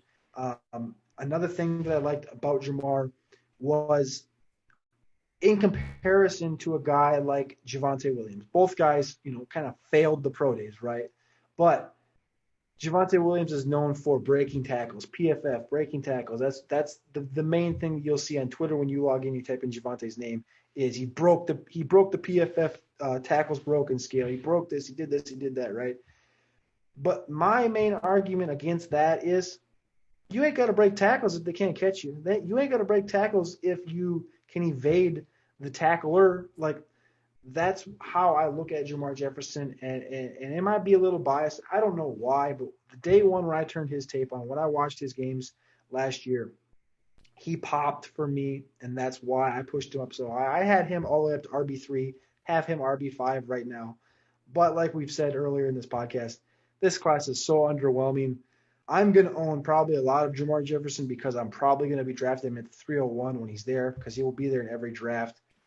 Unless I'm drafting with people that I know. And in that scenario, they're all sniping me in mocks that I've been doing, which sucks. But this is a guy that if he lands in a place like San Francisco in that scheme, I just can't say no to him. And I'm going to concede the floor to that. That is my entire argument for Jamar Jefferson and my love for Jamar Jefferson. And damn it, do I wish he ran a 4.43.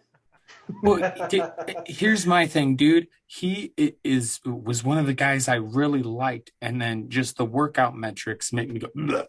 Because I don't care about the 6 games for AJ. I think that's good.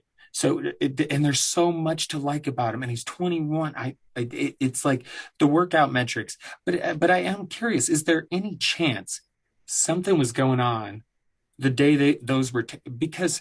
I guess for me, most guys, when you look at their profile, a lot of times there's at least something, some like this, like that's just straight across the bottom, basically. And it does make me wonder, especially when you're talking about because this one thing I'm not really familiar with is watching tape. And if you can see the evasiveness, like it seems weird to me. So I still find him very intriguing.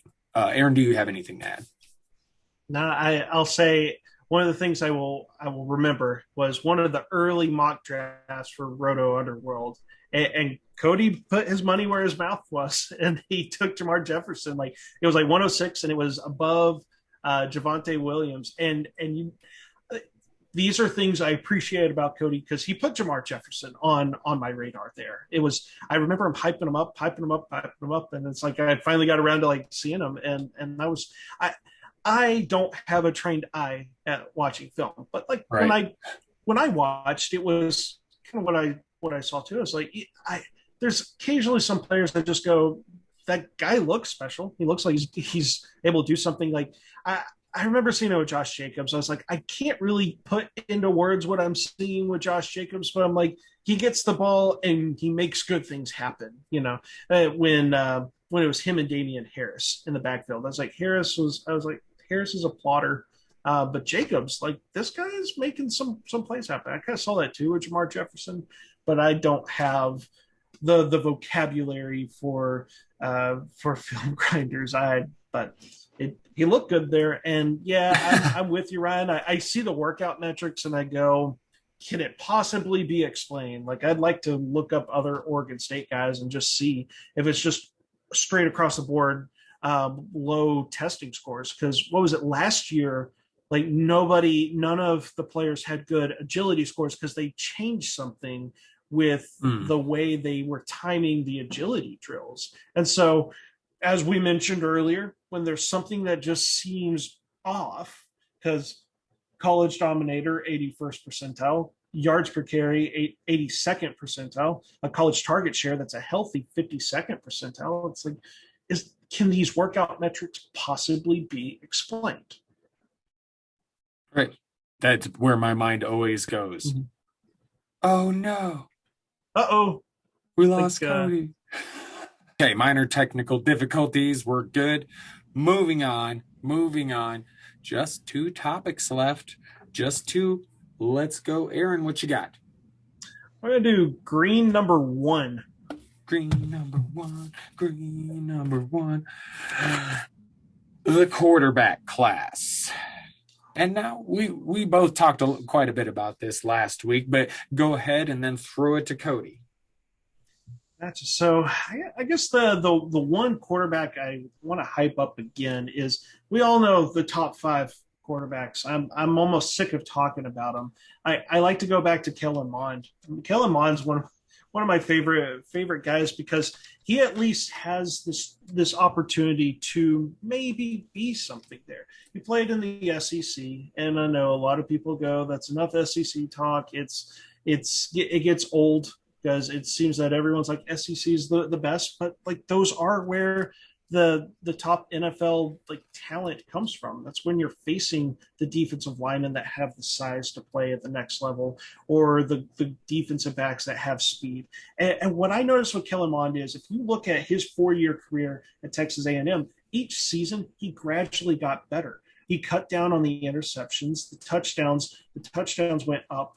And the final season there, he had 19 touchdowns to 3 interceptions. That is fantastic ratio there. And that's just passing touchdowns. He also has the ability to make plays on the ground. Last season, in 10 games, he had 294 rushing yards and 4 touchdowns, just barely missing 300 yards rushing. And that was his worst output of his 4-year careers. And when he tested the workout metrics, he ran a 4.67. That's 85th percentile 40-yard dash. So the guy's got speed, size. He's 6'3", 211 pounds. The ability to have success in the SEC as a passer. And there was some film. I'm trying to learn how to watch some film. And I know I watched him play against Alabama before his senior season. And best way I could describe him is he was timid. Like, he was just jumping around. He was nervous in the pocket. And then I watched a couple of games from this past season, and he looked like a completely different quarterback. He looked calm, collected in the pocket. Probably helps when you're not playing Alabama, but just he seemed the progression shows in the college stats is how they improved each season, but also just putting on some games and going, that guy just looks like a different quarterback, because he's not scared anymore. And he's still young. He's not even 22 years old. So he's a guy I could see going second, third round, like a day 2 pick. If he goes to a team that has a stable coaching staff that doesn't have to force him into action day 1, hey, let him sit for a year. Let him sit for 2 years. He'll be fine if he can continue to develop. And I don't think we've seen the best of Kellen Mond. He's a very intriguing guy, just with the tools to maybe do something from a fantasy football perspective. I love it. Cody. I agree 100% on Mond. That would have been my guy to talk about. I think you hit everything. I think you hit every part of him. I think he's going to be a second or third round pick. I've seen a lot of mocks with the Washington football team and the Bears picking back-to-back at 51, 52. One going Mond and the other going Trask. Very interesting to me. I think Mond would be a nice fit in New England behind Cam for a year or two. I'm going to go to Hmm. Davis Mills, though. Davis Mills is another guy that in mock drafts has been getting a big, big bump for whatever reason. He's played in 14 games at Stanford the last 2 years, only 1,900 passing yards in 2019, 1,500 this year. Like I said, 8 games last year, 5 this year, 11 touchdowns, 7 touchdowns. The stats aren't really going to jump off the board, but he had knee surgery a year ago. He is 6'4, 225, 4.87 40-yard dash, and 65th percentile agility. Best comparable to Landry Jones. I lent more toward Matt Castle. I think that's about where you're at. He's going to be a developmental guy. But, I mean, this quarterback really, for me, after Mond, I talked to Aaron about this earlier. Mond, I have him ahead of Wilson, and a lot of guys. I shouldn't say a lot of guys. Nobody's really going to have Mond ahead of Wilson. It's just not something that you're going to see Right. in fantasy Twitter, in draft Twitter at all. But I just think from an NFL standpoint, I would prefer Mond. I prefer that bigger arm. They both have nice arms, but I prefer Mond and his athleticism over Wilson. But for Mills, I wanted to kind of.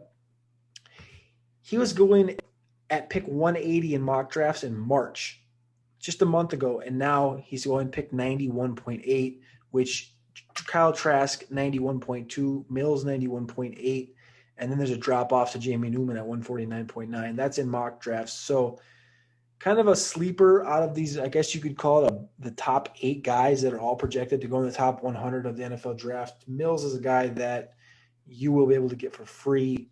And if he's in a situation where he's behind a Tom Brady type of a player where he can learn, not really learn, but more develop for 2 years, I think Mills could be someone that you could stash on a taxi squad.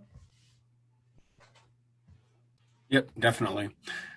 There is some intriguing guys. You mentioned from Jamie Newman. For me, someone I have a little bit of interest in as someone who's barely been mentioned. And part of it is you look at some of his stats in college. The big thing is his year in 2019. He had a solid year with Wake Forest. Transfers to Georgia. Would have been nice to see what he could do there, but then he opts out.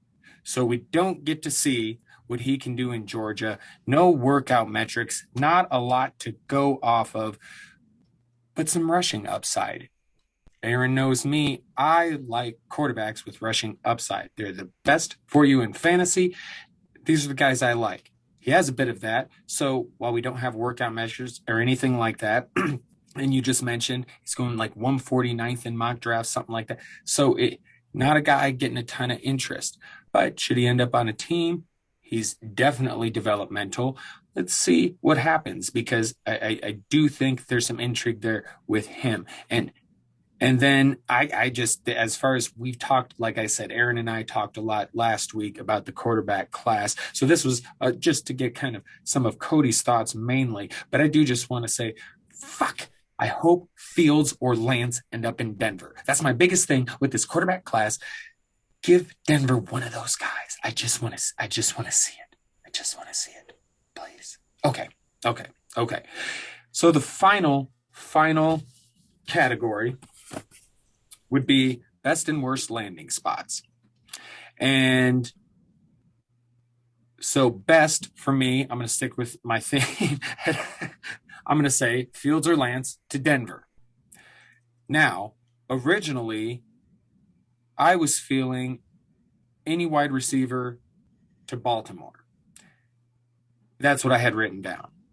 But that's because I was thinking, really, best case scenario for them would be to trade for Julio. Now that I know more about that, that's not likely to happen because I feel like Julio's someone ready to go, plug him in, and he could be dynamite for Lamar Jackson. And I just like, are they going to find that in this draft? But it does look like they're targeting a receiver. I agree that he definitely needs one. And if they're going to go after one, maybe Terrace Marshall is the one to go after. But they signed Sammy Watkins, Hollywood Brown. I mean, it just, It'll be interesting to see what they do. But initially, I have put down any wide receiver to Baltimore, but I'm changing a little bit on that based on our discussions here tonight. But I took the easy route with Best because I'm serious. I want one of those quarterbacks in Denver. I will throw a hissy fit if I do not get one of those quarterbacks in Denver on the pod next week. I'm going to throw a fit. Probably not really, but maybe. Anyway, okay, so that's what I got. We're going to throw it to Aaron, and then we'll let Cody close it out. Go ahead, Aaron. Right. Well, one of the mock drafts I saw recently would just be absolutely horrible for the running back class, and that's Travis Etienne to Washington. What the hell? Like we already have Antonio Gibson there. Like it's tough to get good young running backs. So why the hell would someone want to even wish that upon us fantasy owners here? Where we're just going to sabotage the RB1 of this class in ETN, along with one of the exciting second-year running backs. Don't do it. Don't do it, Washington. I will find you. I will give you a football team name, and then I'll take it from you. it's ridiculous. Don't do it. Travis Etienne to Washington would be horrible. Now, on a more positive note, there is an intriguing tight end destination that I like because the Indianapolis Colts never really addressed the tight end position. We thought one of the big two free agent tight ends, Hunter Henry, Jonnu Smith, would go to Indianapolis. It seemed to make sense. They have this need. They run kind of a platoon of tight ends. They have Jack Doyle, Mo Alley Cox is still there. But Trey Burton is a free agent, and Burton is not great. He's a Jag. He's just another guy. But Trey Burton had success last season. He had a 15% hog rate. That was number 6 in the NFL last season. If he was on the field, they were going to utilize him as a receiver, and he was able to just put up 28 catches and 250 yards, but he scored 5 touchdowns. That allowed him to finish number 23 in tight ends and points per game at 7.6. So just this small role is good for tight ends. And there's a tight end that fits that move tight end role perfectly. That's Mr. Brevin Jordan.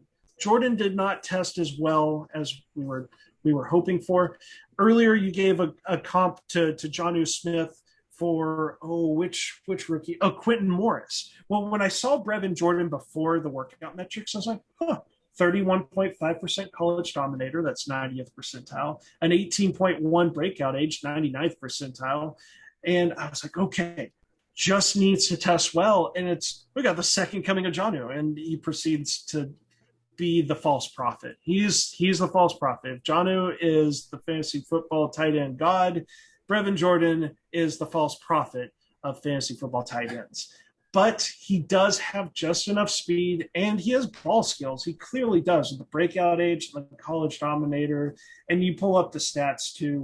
What impressed me about his profile is as his targets and receptions went up, so did his yards per reception. And that's a difficult thing to see. Sometimes you see the guy that like his yards per reception skyrockets, and then the next season when he's heavily featured, naturally goes down because he's getting more coverage. But that final season in Miami, 576 receiving yards, and he averaged 15.2%. He had a catch rate of 71.7%, 7 touchdowns. Like he fits that Trey Burton role. He'd be Trey Burton plus. Like he could have a top 20 tight end season in terms of fantasy points per game if he goes to Indianapolis and immediately fills that void left by Trey Burton, which shouldn't take much to fill.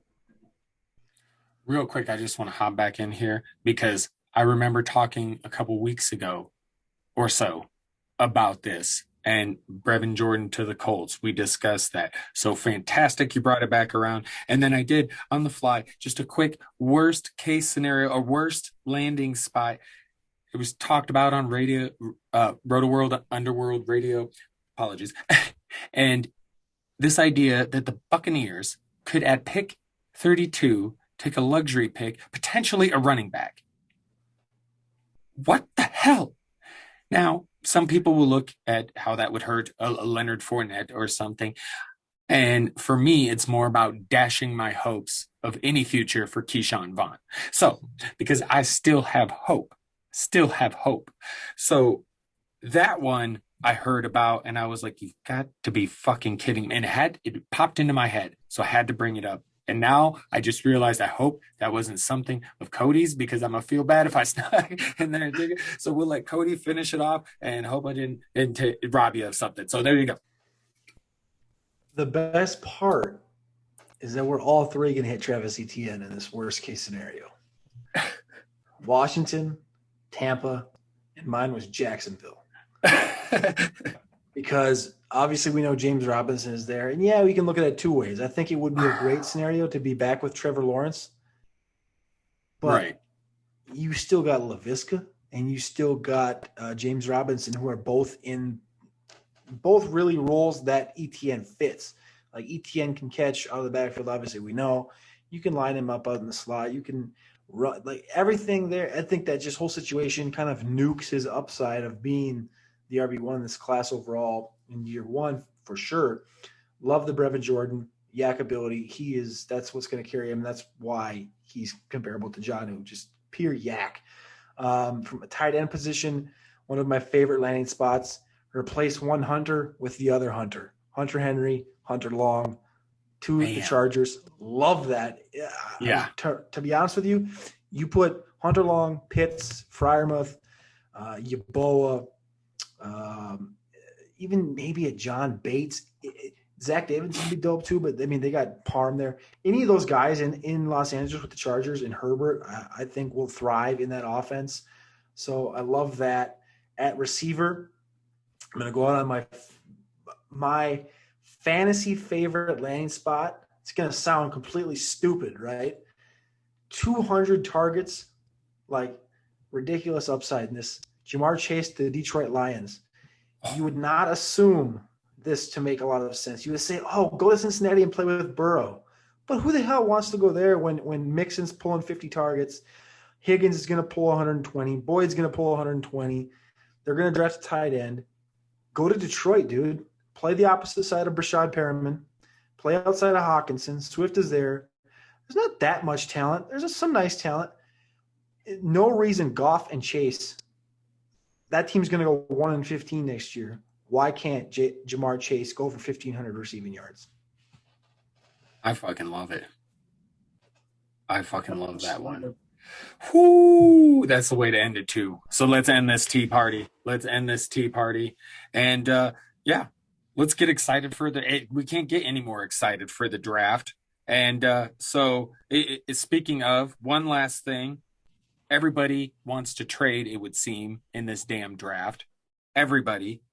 Yeah, Atlanta, Detroit was going to trade back. Now, New York, Miami, Dallas, Carolina, people want to trade up. People want to trade back. Gruden wants a quarterback. That kind of rhymed. But so what are your guys' thoughts on all this crap? I mean, because realistically, we'll probably see something a little crazy at some point. But like, not all these teams are going to trade. So you're going to see things like maybe a Pitts to Atlanta, a Jamar Chase to Detroit, which I just fucking love now. Fantasy purposes, that is fucking great. I'm like, that is, yes, I love it. So with all this trade stuff, what are your thoughts? Do you got a big one in mind of what could happen? All I got is, of course, Denver going up to get a quarterback. That's the only one I can think of. I'm hanging on to that one tight. Anything with you guys before we get out? I'll go that the New York Giants will not make a trade because David Gettleman, but a team that I believe will trade down, like it's not Atlanta. Like the reason Atlanta's going to take Kyle Pitts is because I don't think anyone's trading up to pick 4 because everyone knows that they're not taking quarterback, and then pick 5 Cincinnati, they're not going to take quarterback. Pick 6 Miami's not going to take quarterback. So pick 7 Detroit has. I think that's going to be the next pick that gets traded. People are going to kind of call their bluff on Atlanta and go, all right, do it. We dare you to take the quarterback, which they all the recent stuff. I mean, it was Adam Schefter on the podcast saying that he believes that Kyle Pitts to Atlanta, that's done deal. The team that I believe will trade up is the New England Patriots to get the quarterback. I could see Detroit and New England. They've done plenty of trades in the past. Maybe they pick up the phone again, trade, because Detroit, they are just starting the rebuild. This is what the Dolphins started 2 years ago. This is what the Jaguars are started last season. It's the very first step of these types of rebuilds is you acquire as many draft picks as possible, and it's going to involve trading down. Detroit, Jamar Chase, if he's there, yeah, we'd love to see him. But like from the rebuild, like I could see them going, oh, you want us to move down to the middle or late first round and we pick up, an extra first and plus other picks? Sure, that helps with our rebuild. As for New England, New England was bad last year, but they had all these opt-outs that are back on the team. Then they invested heavy money on offense. It seems like they're kind of like Bill Belichick probably watched Tom Brady lift the Super Bowl trophy in his drunken state and go, oh, I'm coming for him this year. New England never trades up, but times are changing, and it seems that they are one big play. Now, typical New England move would be they trade up, but they don't take the quarterback. They take Devontae Smith that Cody mentioned. Oh, that would be great. We need that for the draft. That would be entertaining. So Detroit to trade down to get picks for the rebuild, New England to trade up because they're trying to compete.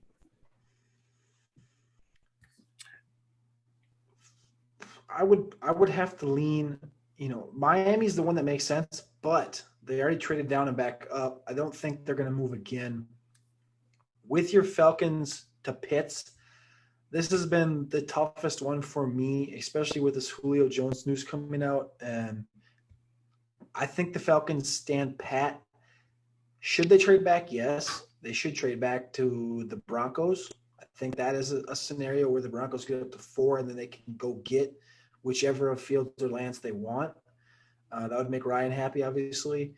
But what I think makes the most logical sense for the Falcons is to stand pat or trade back to 8, 9, and draft Patrick Surtain to go the opposite side of A.J. Terrell. Their DBs have been trash last year, and you can't roll out Kendall Sheffield and Isaiah Oliver next to A.J. Terrell.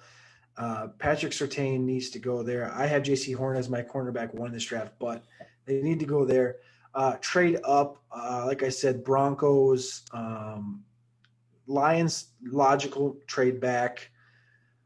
Vikings have been rumored to go up into 10, but I don't see a reason why they need to go up into 10 unless they think Slater's not going to make it out. I think that spot 11 is the kind of the wall that Slater hits. Slater's not getting past the Giants, and I think Slater helps the Vikings immensely. That would be one I could see them trading up, but I don't see the Dallas coming back. Dallas needs a corner. I don't see, Carolina and Detroit are the only 2 teams really that make sense to come back out of the top 10. But Detroit's not going to trade with an inter-division foe. And then really outside of that, I don't think Arizona moves up. And then you also have Washington, Chicago, who could make a move, but I just don't see that coming down the drain at all.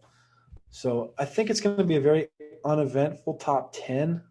Strictly because I think we have an idea where most people are going to go, but I'm just ready for the nuke. I don't know who the nuke is going to be, and I think Surtain is going to be my projected guy that's going to kind of put a wrench in this whole thing. It does feel like something always happens to throw, as you said, a wrench into things. And I don't know. I guess for me, I could see really realistically it being the Patriots or the Broncos. I mean, as far as big trade ups, but I don't know. I guess we'll see. Something crazy is going to happen regardless. Has to. And it'll be even crazier if Justin Fields goes number 3. Like me and Cody think. That's right. See, I feel bad because he had such an awesome take with Jamar Chase to the line. Should ended it then, but we had to get some trade talk in. So there we go. Everybody's excited for the draft. That's such a hot one. It is. Say it again. It's not even beautiful. It's just like, imagine that, dude. Like for fantasy only. All right. And it almost seems obvious. Like, yes, it makes so much sense. They have Tyrell Maybe Williams. be the most Detroit move ever.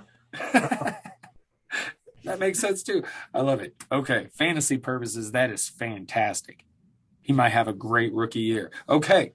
All right, boys. Thank you very much, Cody, for joining. We greatly appreciate it. It's been an honor to have you. I have no idea how long we've been talking fantasy football. I know it's about 2:30 in the morning for me to give people an idea of what time we'd be doing this. I don't know what time is it. So it's 3:30 for Mr. 3:30 my time. There Yes. we go. But And Cody, it's been a blast. 4:30 out here Oh, shit. on the East Coast, baby. I'm about to go make some eggs and bacon, baby. But Cody, Okay. we can't thank you enough. Like, man, you're the man with the insight here with these rookies. You've known these rookies a lot longer than Ryan and I have. So we appreciate you taking time, man, to join us on the Dynasty Wonderland. I appreciate you guys having me on big time. This is a good time, man. I appreciate you guys. hell yeah, we appreciate you, man. It was definitely an honor and a lot of fun. And hopefully we can do it again sometime soon. So remember, Cody, what's it? Shout out your social media there, Cody. So I don't. At Carpentier NFL on Twitter. At Carpentier NFL on Patreon. Check it That's out. right. Aaron, now to you. It's at AaronStew09 on Twitter. At RMK Madness on Twitter and the gram, and we are getting out of here, people. Thank you so much. Next week, Dynasty we're talking about the draft. Later on, peoples.